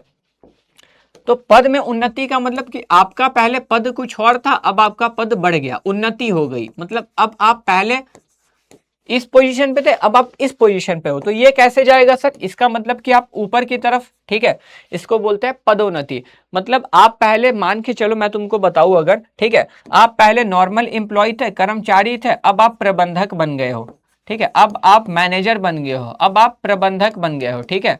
तो ये क्या हुआ, देखो कर्मचारी से आप प्रबंधक बने तो आप ऊपर की तरफ गए। अब जाहिर सी बात है, कर्मचारी से प्रबंधक बने हो, आपका काम बढ़ा, आपकी जिम्मेदारियां बढ़ी तो आपकी सैलरी भी बढ़ेंगी, आपका पद भी तो बढ़ा ना, ठीक है। तो देखो यहाँ चीज ध्यान रखना कि यहाँ पर वेतन पे कोई प्रभाव नहीं पड़ता है और नीचे में वेतन में बढ़ोतरी होती है, ठीक है। ये दो स्रोत है आंतरिक के, ये आंतरिक के अपने दो स्रोत हैं, इस चीज को बिल्कुल आप ध्यान रखिएगा। आंतरिक मतलब कंपनी के अंदर से भर्ती कर रहे हो। अब स्थानांतरण किसका होगा, उसी का होगा ना जो कंपनी में पहले से है। कंपनी में जो पहले से होगा ही नहीं उसका स्थानांतरण कैसे करेंगे, जो कंपनी में काम ही नहीं कर रहा उसका ट्रांसफर कैसे होगा, जो काम कर रहा होगा केवल उसी के लिए है, ठीक है। ये भी जो कंपनी में काम कर रहा होगा उसी को हम ऊपर पोजीशन पे भेजेंगे ना। ऐसा थोड़ी है आज आया उसका प्रमोशन कर दिया, नए लोगों का तो हो नहीं सकता, तो ये पुराने लोगों के लिए ही होता है, ठीक है। आप यहां पे पढ़िएगा तो आपको चीजें मिल जाएंगी, ठीक है। देखो ये तो बाद में, पहले आप ये पढ़ो, ठीक है, पहले ये पढ़ो। तो स्थानांतरण क्या है, स्थानांतरण वह प्रक्रिया है जिसमें किसी कर्मचारी को एक कार्य या एक विभाग से हटाकर दूसरे कार्य या विभाग में भेजा जाता है, लेकिन उसकी पद प्रतिष्ठा या वेतन में कोई बड़ा बदलाव नहीं होता है, ठीक है।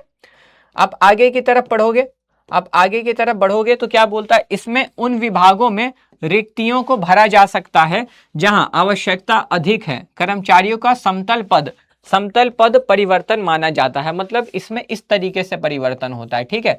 मान लो इस विभाग में पता चला, एक विभाग में इसमें चाहिए थे 10 लोग लेकिन थे 12, है ना, और ये आपका दूसरा विभाग है, इसमें चाहिए थे 10 लोग लेकिन है कितने, 9।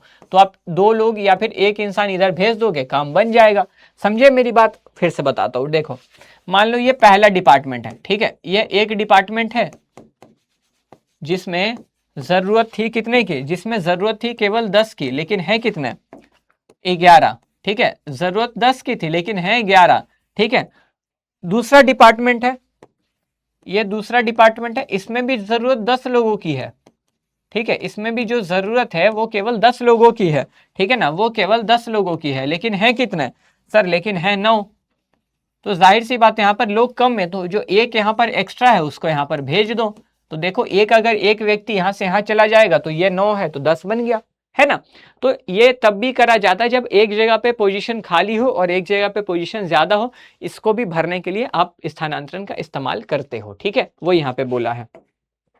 आगे देखोगे तो बोलता है स्थानांतरण का प्रयोग कर्मचारियों को विभिन्न कार्य सीखने के लिए भी किया जा सकता है। इससे कर्मचारियों का अनुभव बढ़ता है और बहुआयामी क्षमता विकसित होती है। मतलब वो बहुत सारे काम सीखते हैं, ठीक है, समझे। चलिए क्लियर यहां तक, आगे बढ़ते हैं, ठीक है। अब आता है पदोन्नति। तो देखो पदोन्नति क्या है, वह प्रक्रिया है जिसमें किसी कर्मचारी को अधिक जिम्मेदारी वाले पद पर स्थानांतरित किया जाता है, ठीक है, और उसके पद प्रतिष्ठा और सुविधाओं और वेतन में वृद्धि होती है। मतलब उसकी सैलरी, उसका पोजीशन बढ़ता है।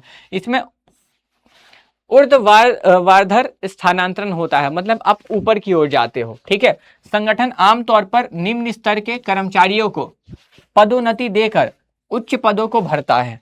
यह तरीका संस्था के भीतर कुशलता अनुभवी कर्मचारियों को आगे बढ़ाने का अवसर देता है, जिम्मेदारियां बढ़ जाती हैं, पोजीशन बढ़ जाता है, पद प्रतिष्ठा और वेतन सैलरी आपकी अच्छी हो जाती है, कर्मचारियों की सुविधाएं और अधिकार यानी कि आपका काम भी बढ़ जाता है फिर, ठीक है। पदोन्नति से कर्मचारी का मनोबल, निष्ठा और संतोष बढ़ता है। इसका गहरा मनोवैज्ञानिक प्रभाव पड़ता है क्योंकि कर्मचारी को अपने प्रयासों का पुरस्कार मिलता है, ठीक है।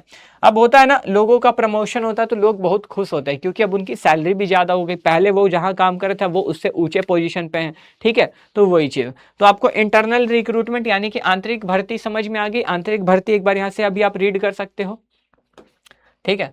आंतरिक भर्ती आप यहाँ से भी एक बार रीड कर सकते हो, ठीक है। क्या कहता है देखो, जब संस्था अपने मौजूदा कर्मचारियों से पदोन्नति, स्थानांतरण या पुनः नियुक्ति द्वारा रिक्त पदों की पूर्ति करती है तो इसे आंतरिक भर्ती कहा जाता है। इसका उद्देश्य क्या है? संगठन के भीतर उपलब्ध अनुभवी कर्मचारियों को सर्वोत्तम उपयोग करना, ठीक है, तथा उनके मनोबल और संतोष और निष्ठा को बढ़ाना होता है। डन। चलो अब आगे बढ़ते हैं। अब हम लोग पढ़ेंगे क्या, अब हम लोग पढ़ने वाले हैं मेरे दोस्त किसके बारे में? बाहरी भर्ती के बारे में, ठीक है।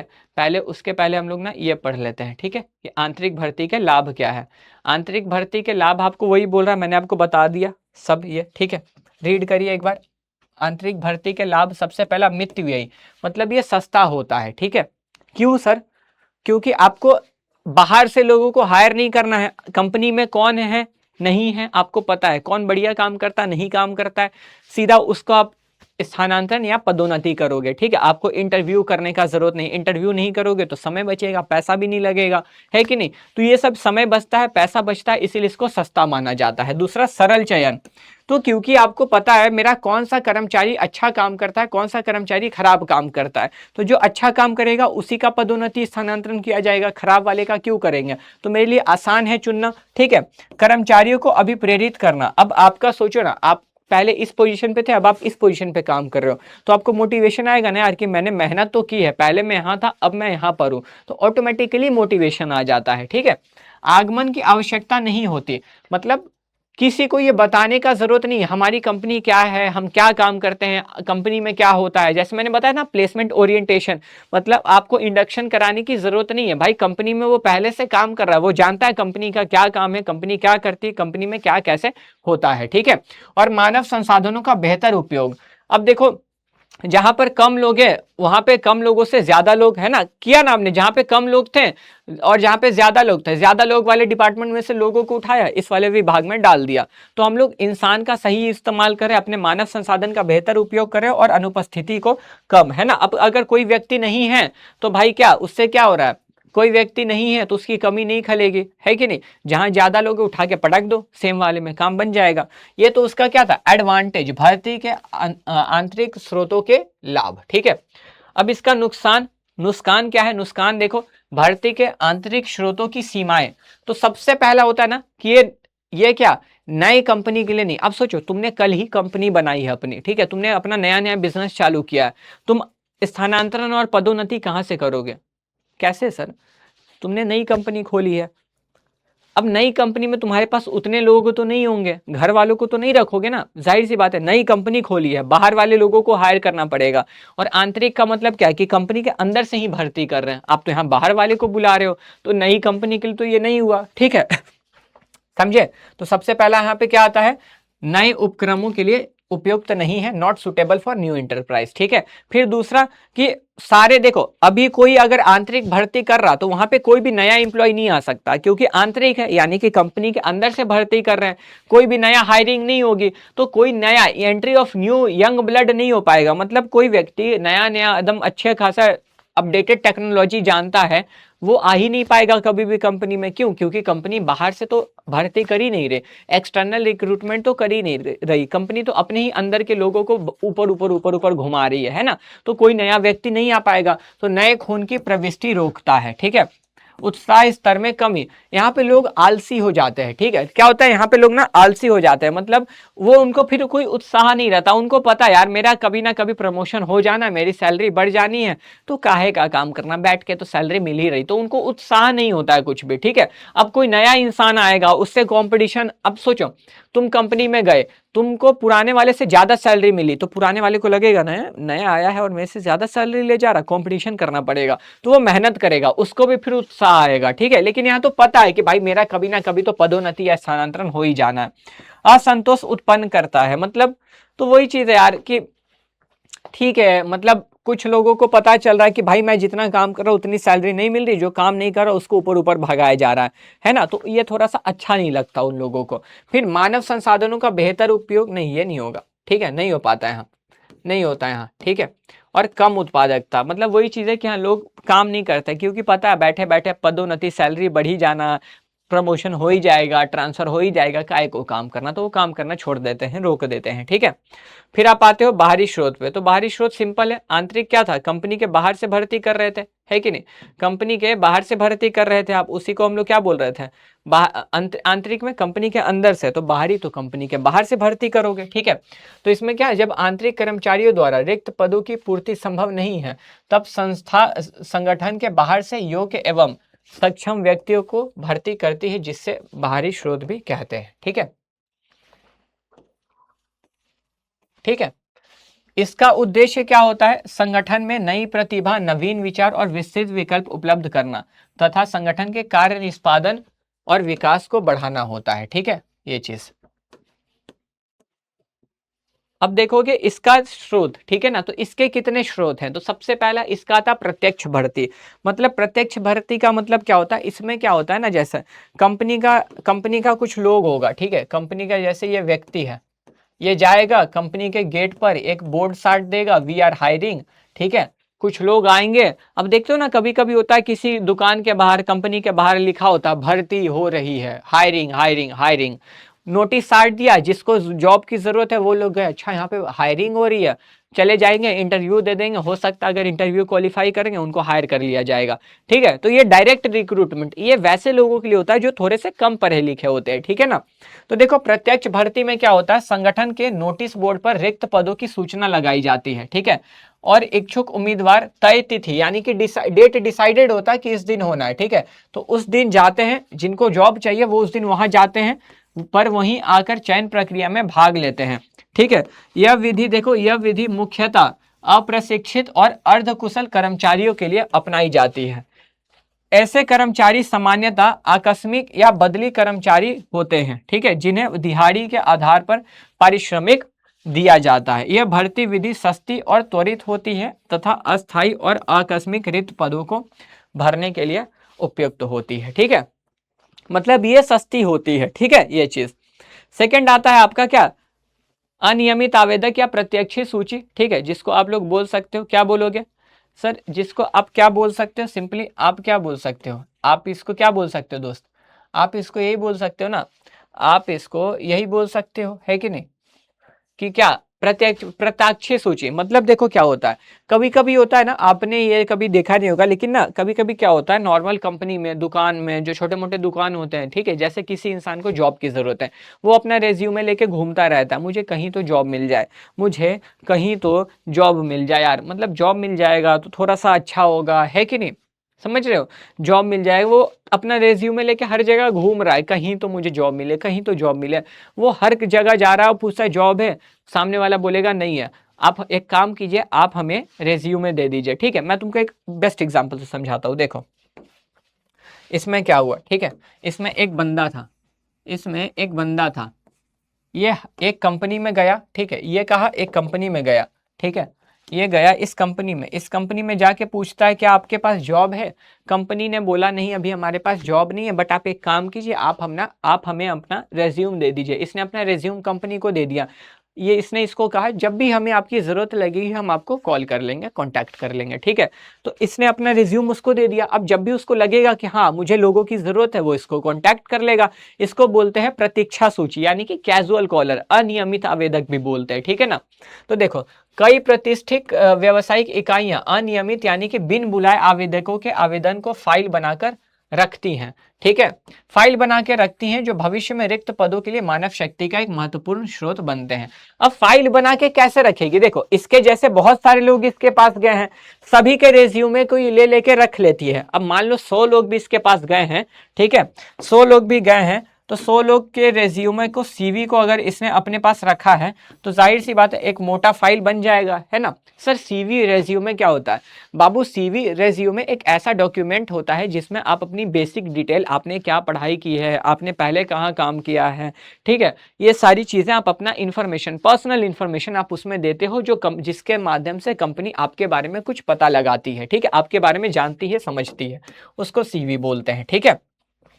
तो इस स्रोत का मुख्य लाभ यह है कि इसमें भर्ती की लागत कम आती है, क्योंकि आवश्यकता पड़ने पर उपलब्ध आवेदनों की सूची से ही उपयुक्त उम्मीदवार चुन लिया जाता है। मतलब देखो, इसमें इंटरव्यू वगैरह का प्रोसेस नहीं करना पड़ता, क्योंकि मुझे जब लगेगा अच्छा मुझे अब लोगों की ज़रूरत है, मेरे पास तो पहले से डेटा, मैं इसको लूँगा, कॉल करूँगा, बुला लूँगा, हाँ भाई आ जाओ, मुझे ज़रूरत है लोगों की, कल से तुम जॉब पे आ जाओ।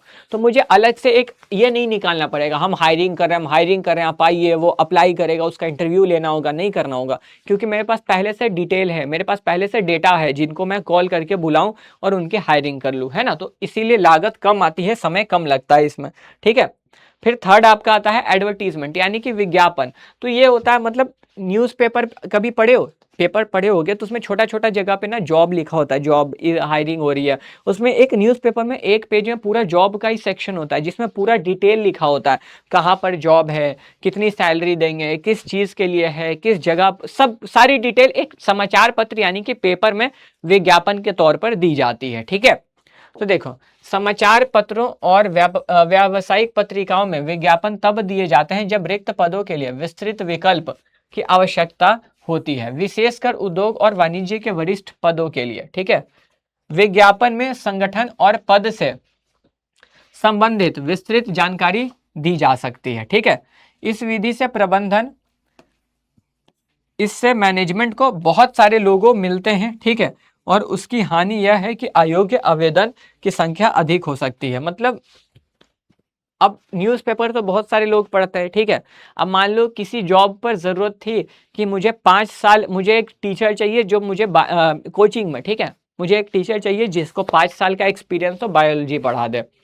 अब कोई एक बंदा चला जाएगा, मैंने आज तक नहीं पढ़ा है लेकिन मैं बायो बहुत अच्छा पढ़ा सकता हूँ, आप मुझे हायर कर लीजिए।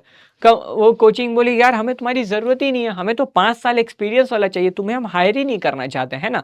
तो वही बोल रहा है कि यहाँ पर बहुत सारे अयोग्य आवेदन की संख्या भी आ जाती है। डन हो गई बात, ठीक है। फिर आप देखोगे मेरे दोस्त, फिर आप मेरे दोस्त देखोगे तो क्या होता है, फिर होता है कि देखो, एक होता है आपका रोजगार कार्यालय, है ना, एम्प्लॉयमेंट एक्सचेंज।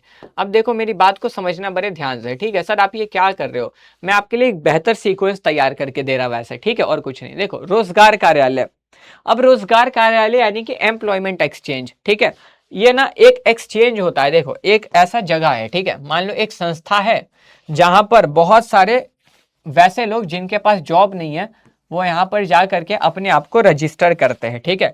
ये अपने आप को जा करके यहाँ पे क्या करेगा, रजिस्टर कर लेगा, ठीक है, मतलब ये यहाँ पर अपना रजिस्ट्रेशन करा लेगा, ठीक है, उस संस्था में जाके अपना रजिस्ट्रेशन करा लेगा, बोलेगा कि भाई देखो ये मेरा रेज्यूम है, मुझे ये जॉब चाहिए, जब भी तुम्हें पता लगे तुम मुझे बता देना, ठीक है। इसने अपना क्या दिया, इसने अपनी सीवी दे दी, इसने अपनी सीवी इस संस्था को दे दी, ठीक है।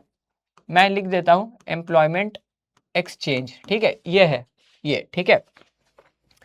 अब ये बोलेगा कि ठीक है मुझे जब भी पता लगेगा मैं तुम्हें इन्फॉर्म करूंगा, ठीक है। अब वो जो है वो और कंपनी से जुड़ा होता है, ठीक है, मतलब बहुत सारी कंपनी ना डायरेक्ट रिक्रूटमेंट नहीं निकालती कि हमें लोगों की जरूरत है, बहुत सारी कंपनी भी इनसे जुड़ी होती है, ठीक है। वो इनको बताएगी कि देखो मुझे 5 लोगों की जरूरत है, उनको जो लोग चाहिए, मतलब जैसे व्यक्ति चाहिए, उनकी जो जो ज़रूरत है, उनकी जो जो रिक्वायरमेंट है, जैसे किसी कंपनी को चाहिए मुझे एक चार्टर्ड अकाउंटेंट चाहिए जिसको 2 साल का एक्सपीरियंस और टैक्स में एक स्पेशलिस्ट हो, ठीक है, वो कंपनी अपनी ज़रूरत बता देगी। अब कंपनी ने इसको अपनी ज़रूरत बताई है ना, ये इन लोगों को बताएगा देखो भाई इस जगह पे वैकेंसी है, जिसके पास ये क्वालिफिकेशन है, ये क्राइटेरिया को पूरा कर रहा, वो चले जाओ इंटरव्यू दे दो, सिलेक्ट हुए तो बढ़िया, ठीक है।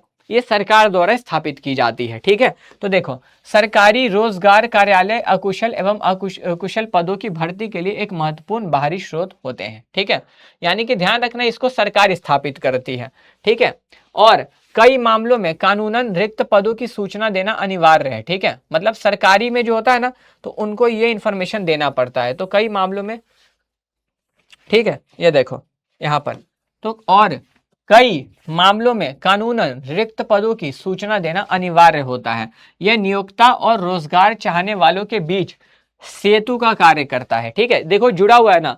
अब क्या है, इधर कंपनी इसी से कांटेक्ट करेगी। ठीक है, कंपनी किससे कांटेक्ट करेगी? सर कंपनी ने इसको बताया, कंपनी ने क्या किया सर, कंपनी ने इसको बताया और ये कंपनी को इंसान भेजेगी। तो ये बीच में ब्रिज बना हुआ है, ये जिसको काम चाहिए, ठीक है, जिसको काम चाहिए और जिसको लोग चाहिए, उन दोनों के बीच में एक ब्रिज है जो उन दोनों को जोड़ता है, सेतु बना हुआ है। ठीक है, तो वही चीज है। देखो इसका दोष क्या है ना, इनका दोष यह है कि इनके रिकॉर्ड प्राय आवधिक नहीं होते हैं और इनके द्वारा सुझाए और कई उम्मीदवार उपयुक्त नहीं हो पाए जाते हैं। मतलब ना, इनके पास थोड़ा सा डेटा खराब होता है, मतलब इसीलिए इसको प्राइवेट सेक्टर, निजी क्षेत्र है ना, निजी कंपनियां यहाँ से रिक्रूट नहीं करती है। बोलती है मतलब कि भाई वहाँ पे बहुत अजीब अजीब लोग होते हैं, मुझे वहाँ पे लोगों ने काम करा होगा पियून का और अपना डाल देंगे कि मैं बैंक मैनेजर रहा हूँ 5 साल से, ऐसा। ठीक है, तो यहाँ पर ये डिटेल नहीं होता, फिल्टर रेज्यूम नहीं होता, ये लोग बस लेके रख लेते हैं। ठीक है, यहाँ पे बहुत सारा फॉल्स डिटेल, गलत गलत डिटेल लोग अपने बारे में देते हैं। इसीलिए प्राइवेट सेक्टर, जो प्राइवेट निजी कंपनियां होती है ना, इसको बोलती है कि हम यहाँ से हायरिंग नहीं करेंगे, इसको केवल सरकार ही इस्तेमाल करती है ज्यादातर। ठीक है, अब आता है स्थापन एजेंसी तथा प्रबंध परामर्शदाता। ये जो है ना एम्प्लॉयमेंट एक्सचेंज का ही, यानी कि रोजगार कार्यालय का एक अपडेटेड वर्जन है। ठीक है, यहाँ पर एक व्यक्ति अपना एक संस्था खोलता है। ठीक है, एक व्यक्ति अपना एक संस्था खोलता है। ठीक, इस संस्था में लोग इनसे जुड़े होते हैं। ठीक है, और ये अलग अलग कंपनी से जुड़ा होता है। कंपनी इसको बताती है कि भाई मुझे लोग चाहिए, ये उन लोगों को बताता है। लेकिन क्योंकि ये प्राइवेट है तो इसके पास डेटा भी बढ़िया होता है, मतलब इसके पास जो डिटेल होता है ना, इसके पास वो पगला पगला वाला डिटेल नहीं आता है कि पियून और बैंक मैनेजर बता रहा है, इसके पास अच्छे अच्छे डिटेल होते हैं। ठीक है, और ये क्योंकि देखो ये प्राइवेट है तो ये बोलता है, मान लो जैसे तुमको एक ऐसे करके बताता हूँ। ठीक है, जैसे ये एक प्लेसमेंट एजेंसी है। ठीक है, ये क्या है, ये प्लेसमेंट एजेंसी है, समझो मेरी बात को यहाँ। ठीक है, ये क्या है, ये जो है प्लेसमेंट एजेंसी है। ठीक है, अब ये किससे, ये कंपनी से भी जुड़ी होती है, क्योंकि कंपनी से जुड़ी होगी तभी तो पता लगेगा ना कहाँ जॉब है और कहाँ नहीं। और ये आम जनता है ना, ये मैंगो जनता, आम जनता से भी जुड़ी होती है। ठीक है, ये जो है मैंगो जनता से भी जुड़ी है। ठीक है, इसने अपना रजिस्ट्रेशन यहाँ पे करा रखा है, इसने यहाँ पर अपना रजिस्ट्रेशन करा रखा है। ठीक है, ठीक है, अब कंपनी को जब भी लोग चाहिए होते हैं, कंपनी इसके पास जाती है, बोलती है भाई देखो मेरी रिक्वायरमेंट ये है, अपनी वही चीज रिक्वायरमेंट बताएगी कंपनी, मुझे ऐसे लोग चाहिए। ठीक है, मान लो कंपनी में चाहिए कि मुझे एक सीए चाहिए। ठीक है, इसने बताया, कंपनी ने इसको बताया कि मुझे एक सीए चाहिए, वही चीज सीए चाहिए जिसको 2 साल का एक्सपीरियंस हो। ठीक है, और टैक्स में स्पेशलिस्ट हो। तो ये इनको बताएगी कि भाई कोई ऐसा सीए है तो चले जाओ, उस कंपनी में इंटरव्यू हो रहा है। ठीक है, लेकिन सुनो, अगर तुम्हारा सिलेक्शन हो जाता है, अगर तुम्हारा सिलेक्शन हो जाता है तो हम तुम्हारे सैलरी से आधा सैलरी पहला महीना एज अ कमीशन, एक कमीशन के रूप में लेंगे। ठीक है, और ये कंपनी को भी बोलती है, कंपनी को बोलती है कि कंपनी अगर तुमको सही एम्प्लॉय मिला तो हम तुमसे भी कमीशन खाएंगे। क्यों? क्योंकि क्योंकि तुम्हें लोगों की जरूरत थी, तुम्हें खुद तो मिल नहीं रहा था। मदद किया किसने? मैंने। मैं मुफ्त में मदद क्यों करूं इसको? तेरे को जॉब चाहिए था, मैं मुफ्त में मदद क्यों करूं? जॉब दिया ना, चल आधा सैलरी ला। तो ये चीज, ठीक है, ये कमीशन चार्ज करते हैं। तो देखो ये जो एजेंसी होते हैं, ठीक है, ये जो एजेंसी होते हैं मेरे दोस्त, ये ना जॉब तो देते हैं लेकिन बदले में कमीशन चार्ज करते हैं। ठीक है, इसको जॉब दे देंगे लेकिन बदले में कमीशन चार्ज करेंगे। ठीक है, तो इसमें समझ गए ये चीज, ये ऐसे ये बस प्राइवेट होता और कुछ नहीं। अब रीड करो आप, यहाँ पे आपको चीजें समझ में आ जाएंगे।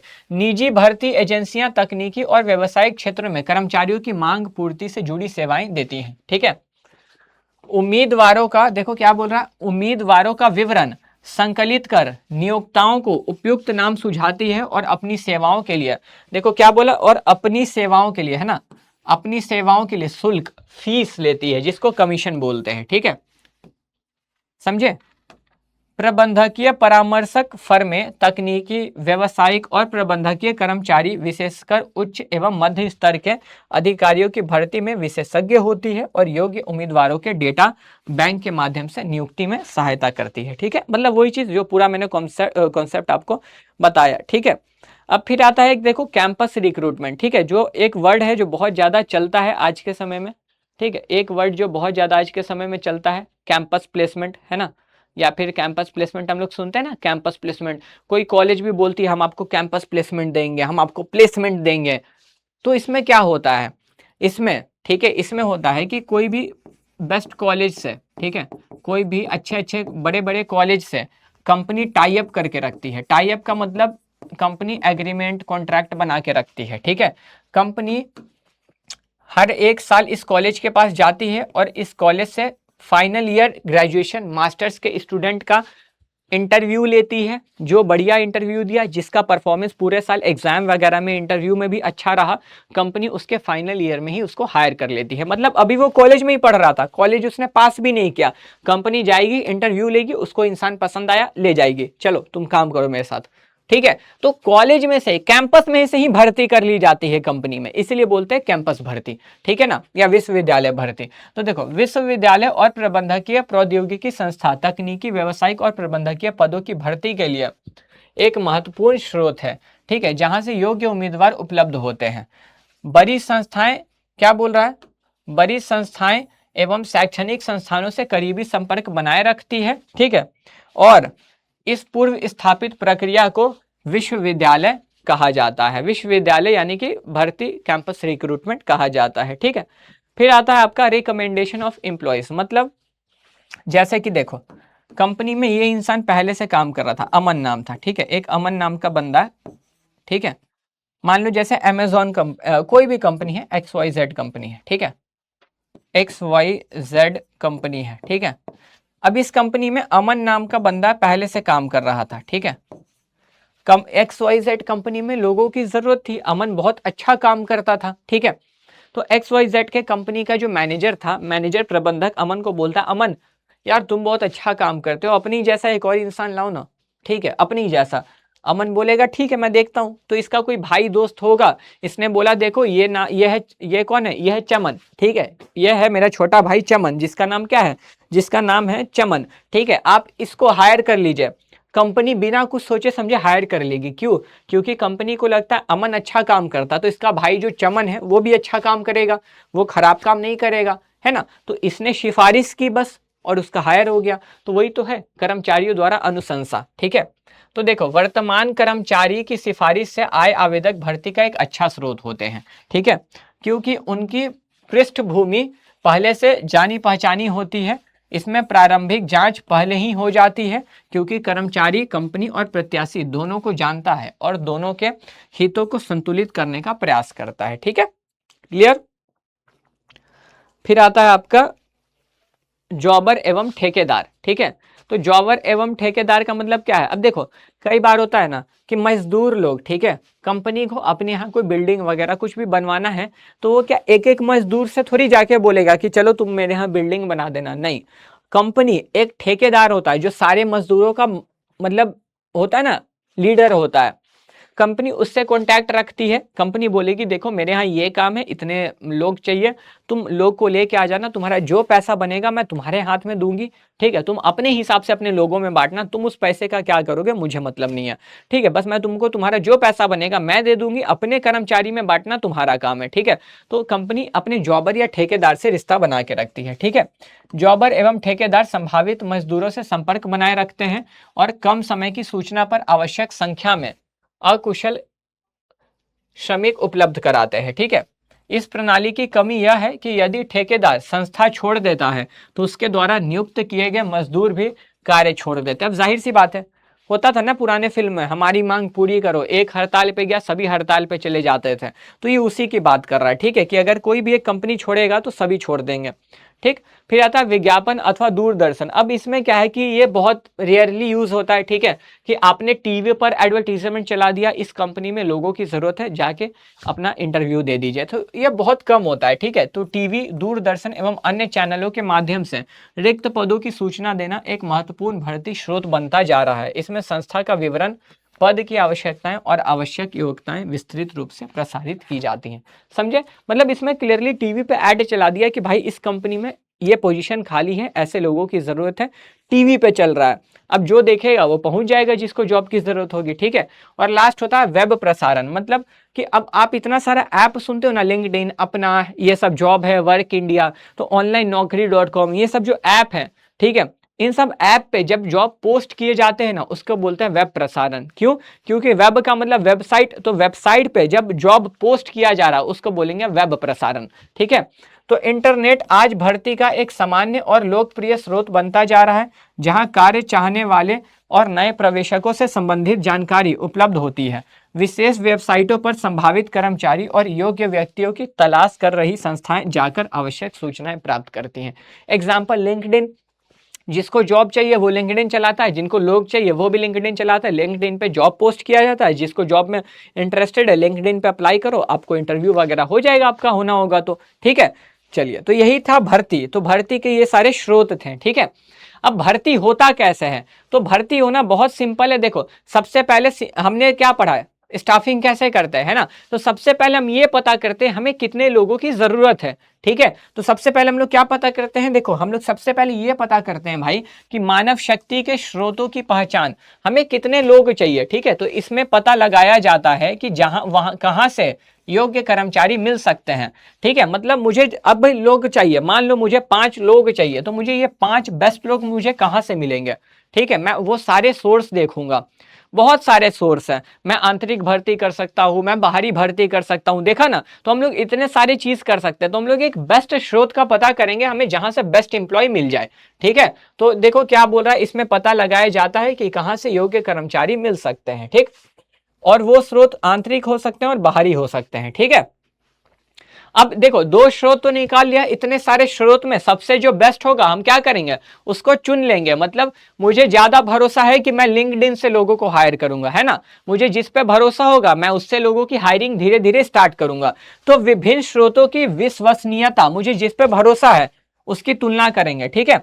तो सभी पहचान किए गए स्रोतों की विश्वसनीयता और स्थायित्व को जांचा जाता है, और यह पता लगाना कि कौन से स्रोत सबसे भरोसेमंद और योग्य मानव शक्ति दे सकते हैं। मुझे जिस पे सबसे ज्यादा भरोसा होगा मैं उसको चुन लूंगा, ठीक है। मैंने क्या किया, मैंने चुन लिया, ठीक है, मानव शक्ति का सर्वोत्तम स्रोत चुन लिया। तो विभिन्न स्रोतों की तुलना के बाद सबसे भरोसेमंद और उपयोगी स्रोत को चुना जाता है, ठीक है, समझे। फिर रिक्तियों के लिए आवेदन पत्र मंगवाना। अब मैंने लिंक्डइन तो चुन लिया कि चलो मैं लिंक्डइन से हायर, मेरी कंपनी है, मैं लिंक्डइन से लोगों को हायर करना चाहता हूं, तो मैं लिंक्डइन पे जॉब पोस्ट करूंगा, जितने लोग देखेंगे अप्लाई करेंगे, उसके बाद मैं, उन्होंने अप्लाई किया है, अब ढेर सारे लोग, मुझे जरूरत थी 10 लोगों की, अप्लाई किया 500 लोगों ने, तो अब 500 लोगों में 490 लोगों को तो छांटना पड़ेगा, वो एकदम 10 बेस्ट चुनने होंगे, तो उसके लिए चयन प्रक्रिया आती है जो कि आपकी अगली होगी, ठीक है। हालांकि ये पढ़ लेना एक बार, ठीक है, कि भर्ती के बाहरी स्रोत क्या लाभ है, ये 2 ठो और कुछ नहीं, ठीक है, एक बार पढ़ लेना। अब इसके बाद क्या आती है मेरे दोस्त, इसके बाद आती है, इसके बाद आती है चयन प्रक्रिया, ठीक है।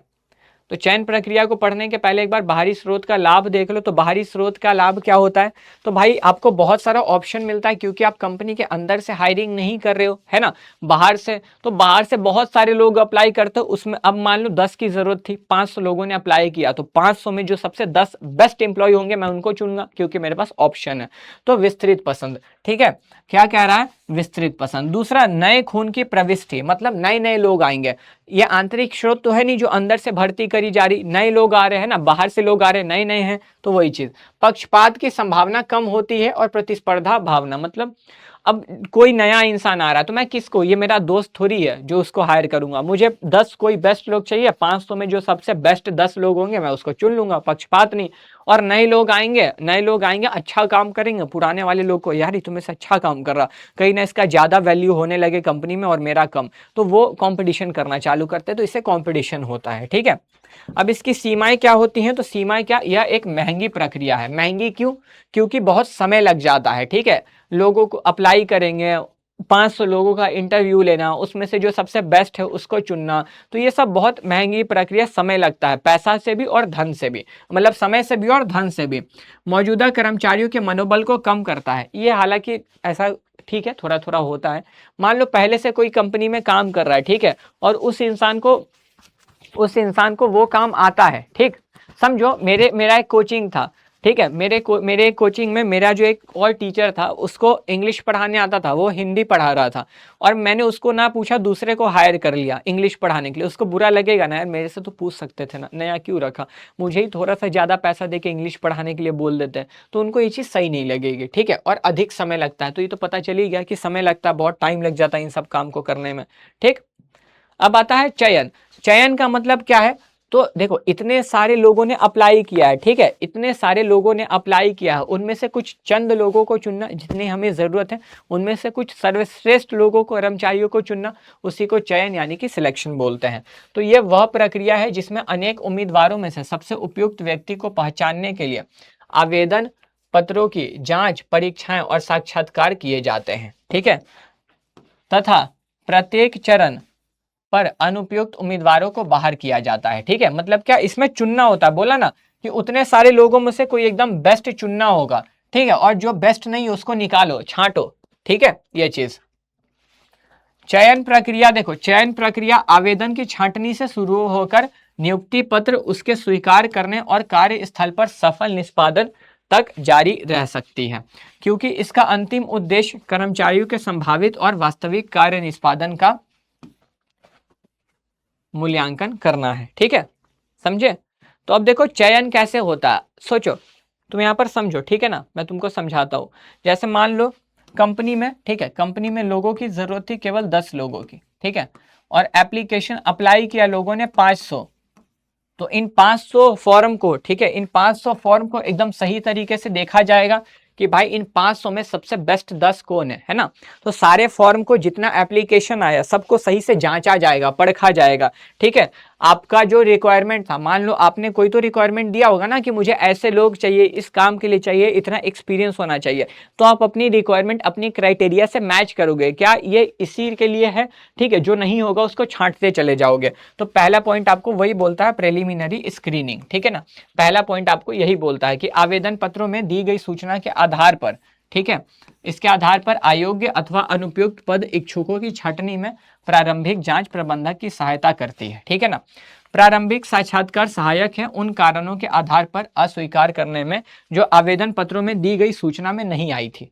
मतलब मैंने बोला था मुझे सीए चाहिए, 2 साल के एक्सपीरियंस का चाहिए, जो बेस्ट टैक्स में स्पेशलिस्ट हो, वो है ही नहीं तो उसको हटा देंगे। मुझे तो सीए चाहिए ना भाई, अब जो सीए नहीं उसको मैं क्यों रखूं, ठीक है। अब इसमें क्या हो गया, मान लो 500 लोगों में से मैंने 100 लोगों को पहले ही हटा दिया, तो मेरे पास बचे कितने, 400 लोग बचे, है ना, 400 लोग बचे, ठीक है। तो अब इन 400 का टेस्ट होगा, मैं कुछ टेस्ट लूंगा, ठीक है, मैं कुछ टेस्ट लूंगा जिनके आधार पे इनका चयन करना है या नहीं करना है डिसाइड होगा, ठीक है, समझे। मतलब 400 भी छोड़ दो, ठीक है, 400 छोड़ दो, 400 बहुत ज्यादा ही हो रहा है, ठीक है।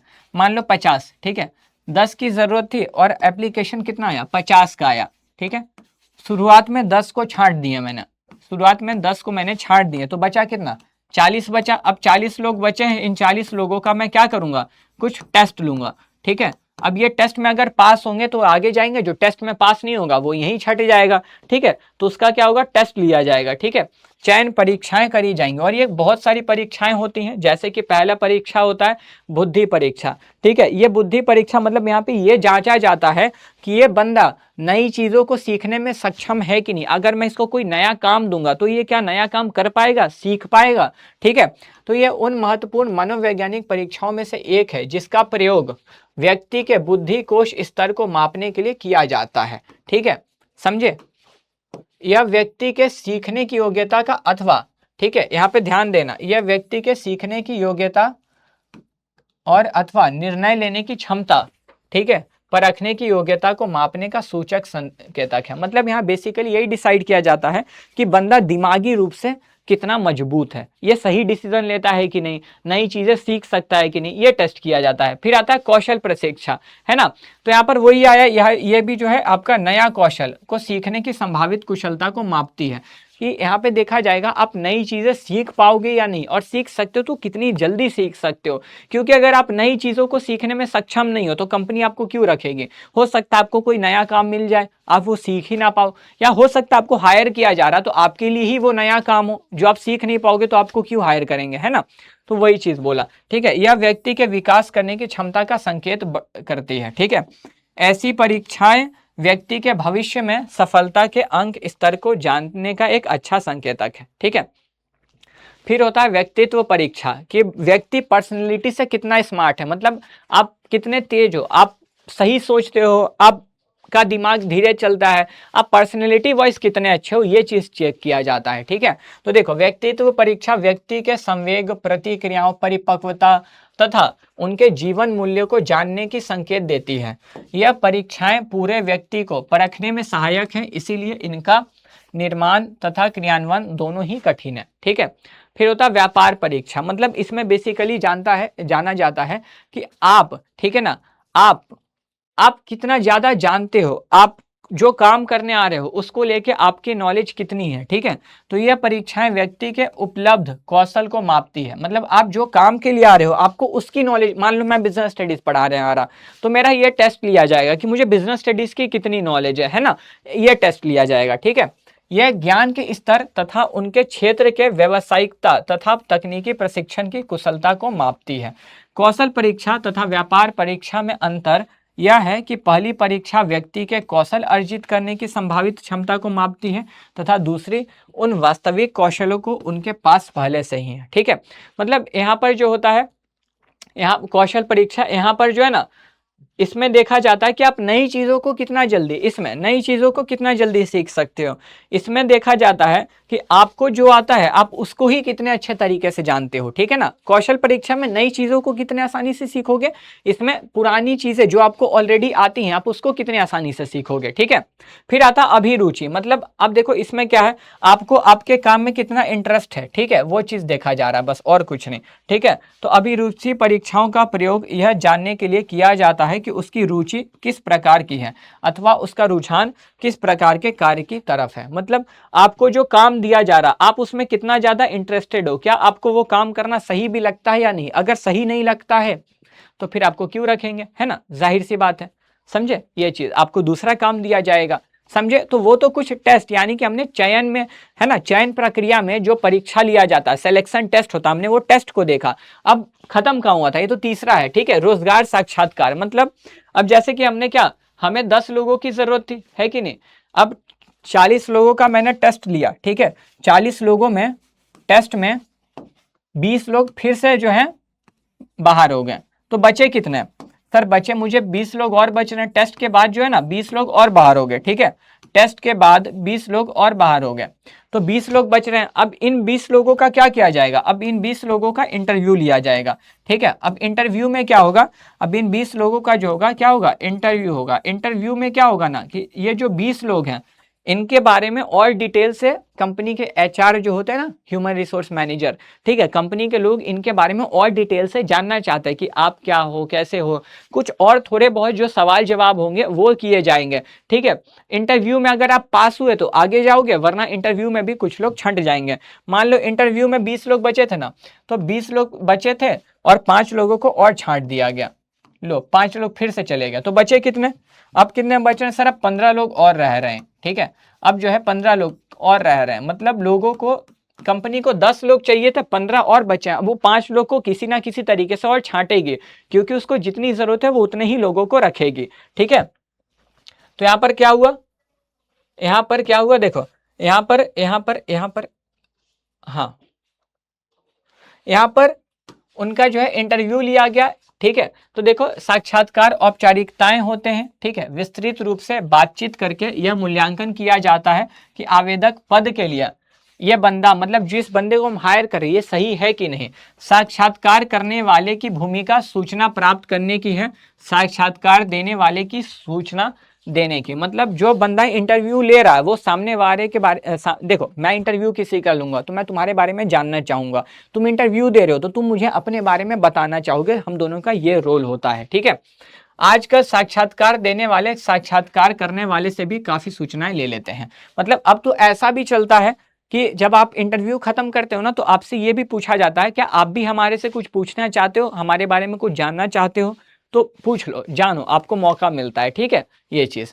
फिर आता है संदर्भ तथा पृष्ठभूमि जांच। मतलब इसमें क्या होता है ना कि इसमें आपका बैकग्राउंड देखा जाएगा कि आप कंपनी में आ तो रहे हो, ठीक है, लेकिन क्या आप पे कोई लीगल केस तो नहीं है ना, कुछ भी तो नहीं है ना, ऐसा करके, ठीक है, आप पे कोई केस तो नहीं हो रहा, कुछ तो नहीं हो रखा, ठीक है, ऐसा। तो लीगल जो है आपको जांच किया जाएगा पूरा, ठीक है। तो 15 लोग है ना भाई, 15 लोग थे, अब 15 लोग में से उस लीगल वाले जांच में और 2 लोग छट गए, ठीक है, कितने, तो और 2 लोग जो है छट गए, तो 2 लोग छटे हैं सर, तो जाहिर सी बात है अब कितने लोग बचे सर, अब 13 लोग और रह रहे हैं, ठीक है। अब इन 13 लोगों यानी कि अब 3 लोगों को भी छांटना है क्योंकि कंपनी को तो केवल 10 लोगों की जरूरत है कि नहीं। अब जो 13 लोग रह रहे हैं ना, 13 लोग, तो इन पे कंपनी सोचेगी कि इन 13 में से किन 3 को निकालना है और कौन 10 को रखना है, तो इन पे निर्णय यानी कि चयन निर्णय लिया जाएगा, समझ रहे हो ना। तो यहां पर क्या होगा, चयन निर्णय इन पर लिया जाता है, ठीक है, सिलेक्शन डिसीजन किया जाता है, समझे मेरी बात। तो इन पर क्या है, देखो अंतिम चयन उन उम्मीदवारों में से किया जाता है जिन्होंने परीक्षाएं पास की हो, साक्षात्कार इंटरव्यू क्लियर किया हो और संदर्भ परीक्षण सफलतापूर्वक पूर्ण किए हों। अंतिम निर्णय में संबंधित प्रबंधक का विचार निर्णायक होता है क्योंकि वही नए कर्मचारी के निष्पादन के लिए उत्तरदायी होता है। मतलब 13 लोग हैं ना, तो 13 में से किन 10 लोग को रखना और किन 3 लोग को भी हटाना है, ठीक है ये चीज। फिर अब मान लो कि चलो डिसाइड कर लिया कि चलो ये 3 लोग को हटाएंगे और ये 10 लोग को रखेंगे, तो जिनको रखना है ना नहीं भी डिसाइड हो पाया तो पता है क्या करते हैं, बोलते हैं आप 13 लोग अपना मेडिकल एग्जामिनेशन मतलब डॉक्टर से चेकअप करा के आओ, क्योंकि हो सकता है हमारी फैक्ट्री हो, वहाँ केमिकल का काम होता हो, आपको केमिकल से एलर्जी हो, आप गए फैक्ट्री में पहले दिन ही टें बोल दिए गलती से तो आप हमारे पे बोल दोगे, तो आप फैक्ट्री में चेकअप करा, आप डॉक्टर से चेकअप करा के आओ, आपको कोई बीमारी वगैरह तो नहीं, अगर होगी तो हम आपको हायर नहीं कर पाएंगे, अगर ऐसा हुआ तो फिर वही हो जाएगा, ठीक है। तो देखो क्या बोलता है, चयन निर्णय के बाद नौकरी का प्रस्ताव देने से पहले उम्मीदवार का डॉक्टरी परीक्षण कराया जाता है ताकि यह सुनिश्चित किया जा सके कि वह शारीरिक रूप से कार्य के लिए उपयुक्त है ना। नौकरी का प्रस्ताव उम्मीदवार के डॉक्टरी परीक्षण में फिट घोषित होने पर किया जाता है। मतलब उनको जॉब के लिए ऑफर तभी किया जाएगा जब वो डॉक्टर के टेस्ट में भी पास हो जाएंगे। अब डॉक्टर के टेस्ट में वो पास हो गए, ठीक है, तो फिर उनको जो है मेल पर एक ऑफर किया जाएगा। मतलब अब उनको ये प्रस्ताव दिया जाएगा कि हम आपको हायर करना चाहते हैं, ठीक है, आपको एक ऑफर लेटर आएगा, ऑफर लेटर, ठीक है, आपको वो लेटर मेल पे आएगा या हो सकता है फिजिकल भी आ जाए। तो हम आपको हायर करना चाहते हैं, क्या आप हमारे साथ काम करना चाहते हो, तो आपको वो फॉर्मली उस ऑफर लेटर पे साइन करके भेजना होगा। अगर मेल पे आएगा तो डिजिटल साइन होता है, फिजिकली आएगा तो साइन करके फिर ये करो, ठीक है, भेजो। तो आपको इस ऑफर आया है, अब देखो सामने वाला आपको कोई पूछ रहा है चाय पियोगे, तो तुमको हाँ ना तो बोलना पड़ेगा ना। कंपनी आपसे पूछ रही है हम आपको हायर करना चाहते हैं, क्या आप हमारे साथ काम करना चाहते हो, तो आपको हाँ या ना में तो जवाब देना होगा। तो ठीक है, तो वही पद का प्रस्ताव किया जाता है, यानी कि चयन प्रक्रिया के अगले चरण में सफल उम्मीदवारों को नियुक्ति पत्र दिया जाता है जिसको जॉब ऑफर लेटर बोलते हैं, जिसमें नौकरी का प्रस्ताव होता है और उसकी स्वीकृति की पुष्टि की जाती है, ठीक है। नियुक्ति पत्र में वह तिथि निर्धारित होती है जिस दिन चयनित कर्मचारी को कार्यभार संभालना होता है तथा उसे कार्य ग्रहण करने के लिए उपयुक्त समय दिया जाता है, ठीक है। मतलब जो ऑफर लेटर आता है ना, ऑफर लेटर में यह भी बताया गया होता है कि इस दिन से आपको कंपनी में अपना काम स्टार्ट करना है, ठीक है, इस दिन से आप काम स्टार्ट करोगे अपना। और फिर आता है लास्ट आपका क्या, कॉन्ट्रैक्ट ऑफ एम्प्लॉयमेंट, ठीक है, यानी कि रोजगार समझौता। अब आपने साइन कर दिया तो वो एक कॉन्ट्रैक्ट बन जाता है, तो उसमें पूरा समझौता होगा कि आप कंपनी में कब तक काम करोगे, कंपनी के क्या नियम कानून है, ठीक है, वो सब कुछ उसमें पूरा एक डिटेल में कॉन्ट्रैक्ट होता है। जो अब आप उस कॉन्ट्रैक्ट में बंध गए हो तो आपको उसको मानना पड़ेगा, ठीक है। तो रोजगार समझौता होता है। नौकरी का प्रस्ताव स्वीकार करने के बाद उम्मीदवार से अनुप्रमाणित अटेस्टेशन, यानी कि आपको उसमें डिक्लेयर करना होता है, प्रपत्र भरवाया जाता है जिसमें उसकी व्यक्तिगत जानकारी की सत्यता प्रमाणित की जाती है और जो भविष्य के लिए वैध संदर्भ बनता है। ठीक है। इसके बाद लिखित रोजगार समझौता किया जाता है जिसमें पद, कर्तव्य, नियुक्ति की तिथि, वेतन, भत्ते, कार्य घंटे, अवकाश, अनुशासन। पगला सुनो मेरी बात, मान लो एक ऑफर लेटर बनता है, ठीक है ना, जब आपने साइन कर दिया तो फिर पूरा पूरा एक कंपनी आपसे स्वीकृति लेती है, आपका ना अप्रूवल लेती है कि आपने अपना जो डिटेल किया, आप यहाँ साइन करो कि आपने अपना सारा डिटेल सही किया है, क्योंकि कल को आप पे कोई कानूनन कार्रवाई हो तो कंपनी को कोई ना बोले, आपने साइन करके स्वीकार किया कि मैंने सारी डिटेल सही दी है। अगर कल कोई डिटेल गलत निकलती है तो इसके जिम्मेदार आप होगे। और उसमें सारा कुछ लिखा होता है, आपकी सैलरी क्या होगी, कितने देर काम करना है, कितने दिन छुट्टी ले सकते हो, सारा कुछ इसमें लिखा हुआ होता है पहले से। ठीक है। तो ये था पूरा का पूरा चयन प्रक्रिया। चयन प्रक्रिया के बाद आता है आपका चयन तो कर लिया गया, आपको कंपनी में हायर तो कर लिया गया। ठीक है। अब कंपनी में आपकी हायरिंग हुई है तो आपको काम सिखाना होगा, क्योंकि आप काम जानते नहीं हो। ठीक है। काम सीखोगे उससे आपका विकास होगा, और विकास होगा, विकास कैसे, फिर विकास होगा उससे आप शिक्षा प्राप्त करोगे। ठीक है। तो देखो प्रशिक्षण बोल रहा है, प्रशिक्षण का मतलब क्या होता है मेरे दोस्त, क्लियरली है। प्रशिक्षण का मतलब होता है कर्मचारियों के ज्ञान, है ना, कर्मचारियों के ज्ञान और कौशल को बढ़ाने की तकनीक है। ठीक है। जो उनकी प्रतिभा को विकसित करती है और संगठन के लिए उन्हें मूल्यवान बनाती है। फिर होता है विकास। विकास का मतलब, विकास से अभिप्राय वैचारिक और सैद्धांतिक ज्ञान के आधार पर अंतर्दृष्टि, प्रवृत्ति, अनुकूलता, नेतृत्व व मानव संदर्भ के पगला सुनो मेरी बात। ठीक है।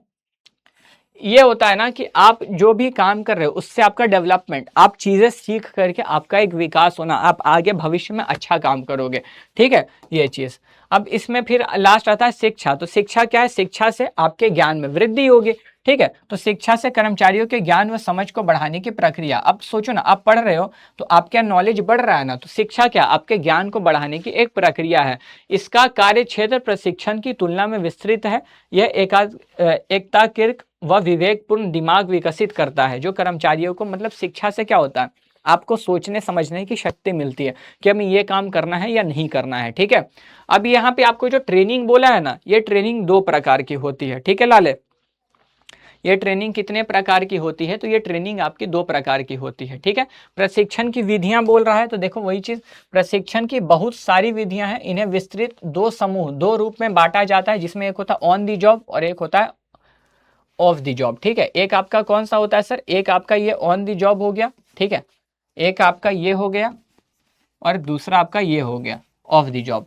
ऑन द जॉब का मतलब होता है कि आप काम को करते हुए सीखोगे। ठीक है ना, होता है ना, साइकिल के लिए, साइकिल चलाना सीखना आपको, मैं आपको एक किताब भी दे दूंगा तो आपको साइकिल चलाने नहीं आएगा जब तक आप साइकिल चला के गिरोगे नहीं, है ना, साइकिल चला के ही सीखोगे। इसका मतलब कार्य को करते हुए सीखना, है ना, कार्य को करते हुए सीखना या कार्य स्थल पे ही काम को सीखना।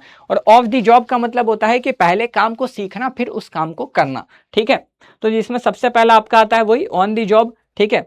तो ऑन दी जॉब आता है जिसमें होता है अप्रेंटिसशिप प्रोग्राम, यानी कि प्रशिक्षणार्थी कार्यक्रम। इसमें क्या होता है ना अप्रेंटिसशिप प्रोग्राम में, ठीक है, कि जैसे आपको सीधे काम पर भेज दिया जाएगा और आपके साथ एक बंदा होगा जो मास्टर वर्कर होगा। ठीक है। मतलब आप मान लो आप कहीं कंपनी में गए, आप इंजीनियर हो। ठीक है। तो आपका इंजीनियर का एक ग्रुप जाएगा जिसमें एक हेड होगा जो उस काम को करना जानता होगा। वो बंदा आपको काम को करके बताएगा, देखो ये काम ऐसे करना है, और तुम लोग देख करके सीखते रहोगे। ठीक है। और फिर वो तुमको अगला काम वो तुमको करने के लिए देगा। समझ रहे हो, मतलब आप में इसमें एक मास्टर जाता है, मास्टर वर्कर, आपका एक हेड होगा, वो आपके साथ जाएगा और वो आपको बताएगा इस काम को इस तरीके से करना, तुम देख के सीखोगे और जब तुमको थोड़ा थोड़ा आएगा तो वो अगला कार्य जो होगा ना वो तुमको करने के लिए देगा। तुम वो उस काम को करोगे, उस काम को करते करते तुमको लगेगा कि हाँ अब आ रहा है। जैसे जैसे धीरे धीरे तुम काम सीख जाओगे तो वो पूरा काम तुमको दे देगा, फिर तुम ही वो काम को करोगे। तो देखो आपको पहले से नहीं सिखाया गया, आप काम करते करते सीखे, है ना, यहाँ पर वही बोल रहा है, समझे। फिर दूसरा होता है आपका क्या, कोचिंग। कोचिंग का मतलब क्या है, देखो इस विधि में उच्च अधिकारी या प्रशिक्षक शिक्षक की तरह प्रशिक्षु को सिखाता है। ठीक है, समझ रहे हो। तो यहाँ पर यही चीज होता है, मतलब कोचिंग जैसे देखो प्रशिक्षु प्रत्यक्ष रूप से अधिकारी के अधीन कार्य करता है। मतलब कि होता है ना कि आप कहीं ऑफिस में गए, ठीक है, और एक आपका हेड होगा जो आपको हर एक काम को करना सिखाएगा।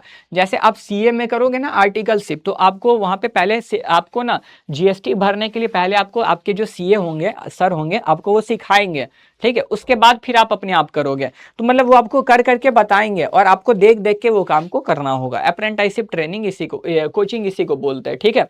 फिर दूसरा होता है इंटर्नशिप, जिसको सीए की भाषा में दूसरा हम लोग क्या बोल देते हैं, जिसको हम लोग सीए की भाषा में बोल देते हैं आर्टिकलशिप, ठीक है। आर्टिकलशिप में क्या होता है, आपने देखो सीए में क्या होता है, 3 लेवल होते हैं, ठीक है। फाउंडेशन होता है, इंटर होता है और फाइनल होता है। फाउंडेशन, सीए इंटर और फाइनल, ठीक है। तो इंटर करने के बाद जो है ना, अपने फाउंडेशन और इंटर में जो पढ़ाई की है, उसके इंटर के बाद आपकी आर्टिकलशिप होती है, ठीक है। आर्टिकलशिप इसीलिए होती है क्योंकि आपने फाउंडेशन और इंटर में जितना पढ़ा है, ठीक है, जितना थ्योरी, जितना किताबी ज्ञान लिया है, उन सबको रियल लाइफ में अप्लाई करना है कहाँ।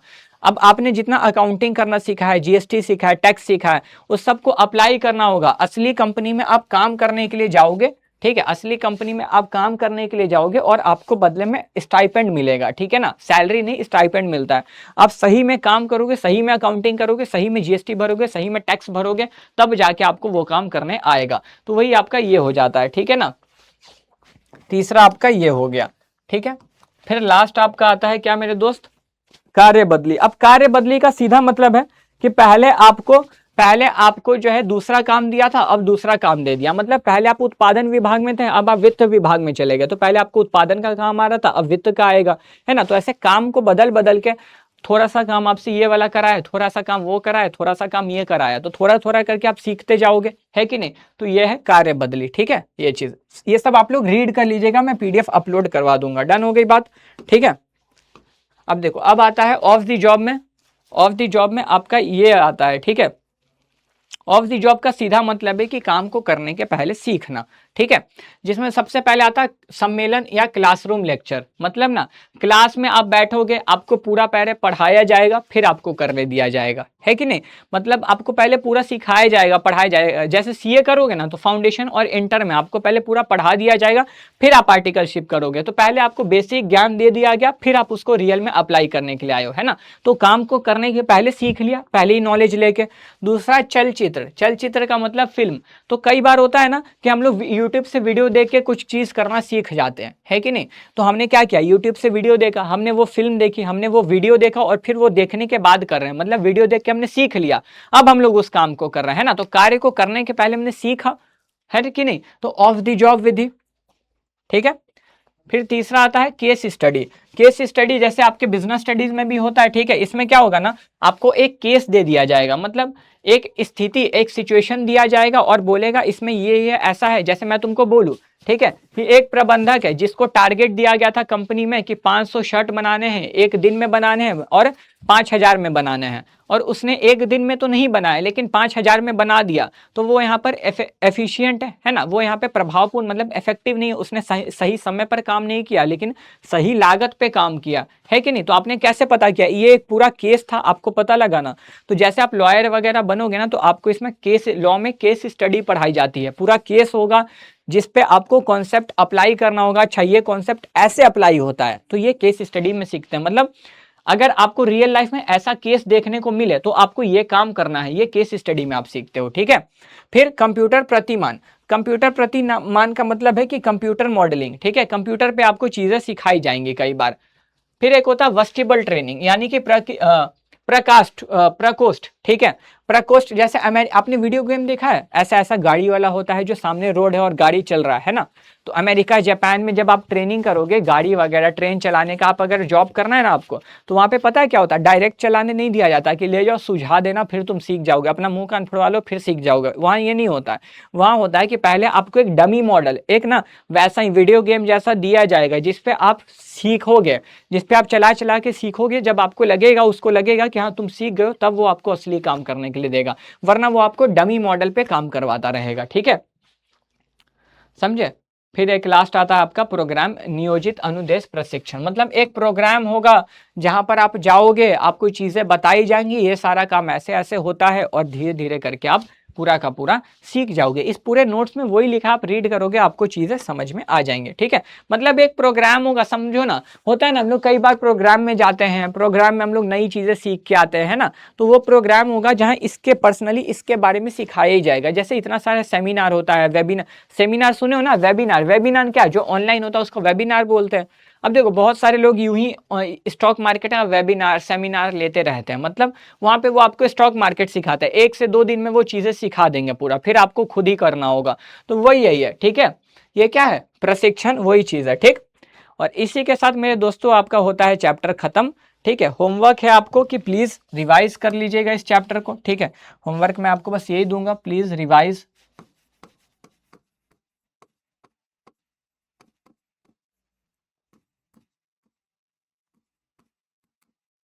ठीक है।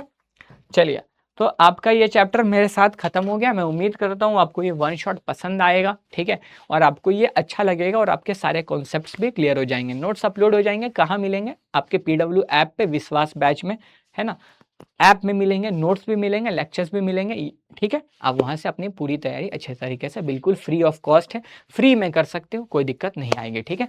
तो चलिए, bye bye, take care, have a good day, good night, जब भी आप देखो। This side I Singh signing off. मिलते हैं हम लोग अपनी अगली क्लास में, बाय बाय।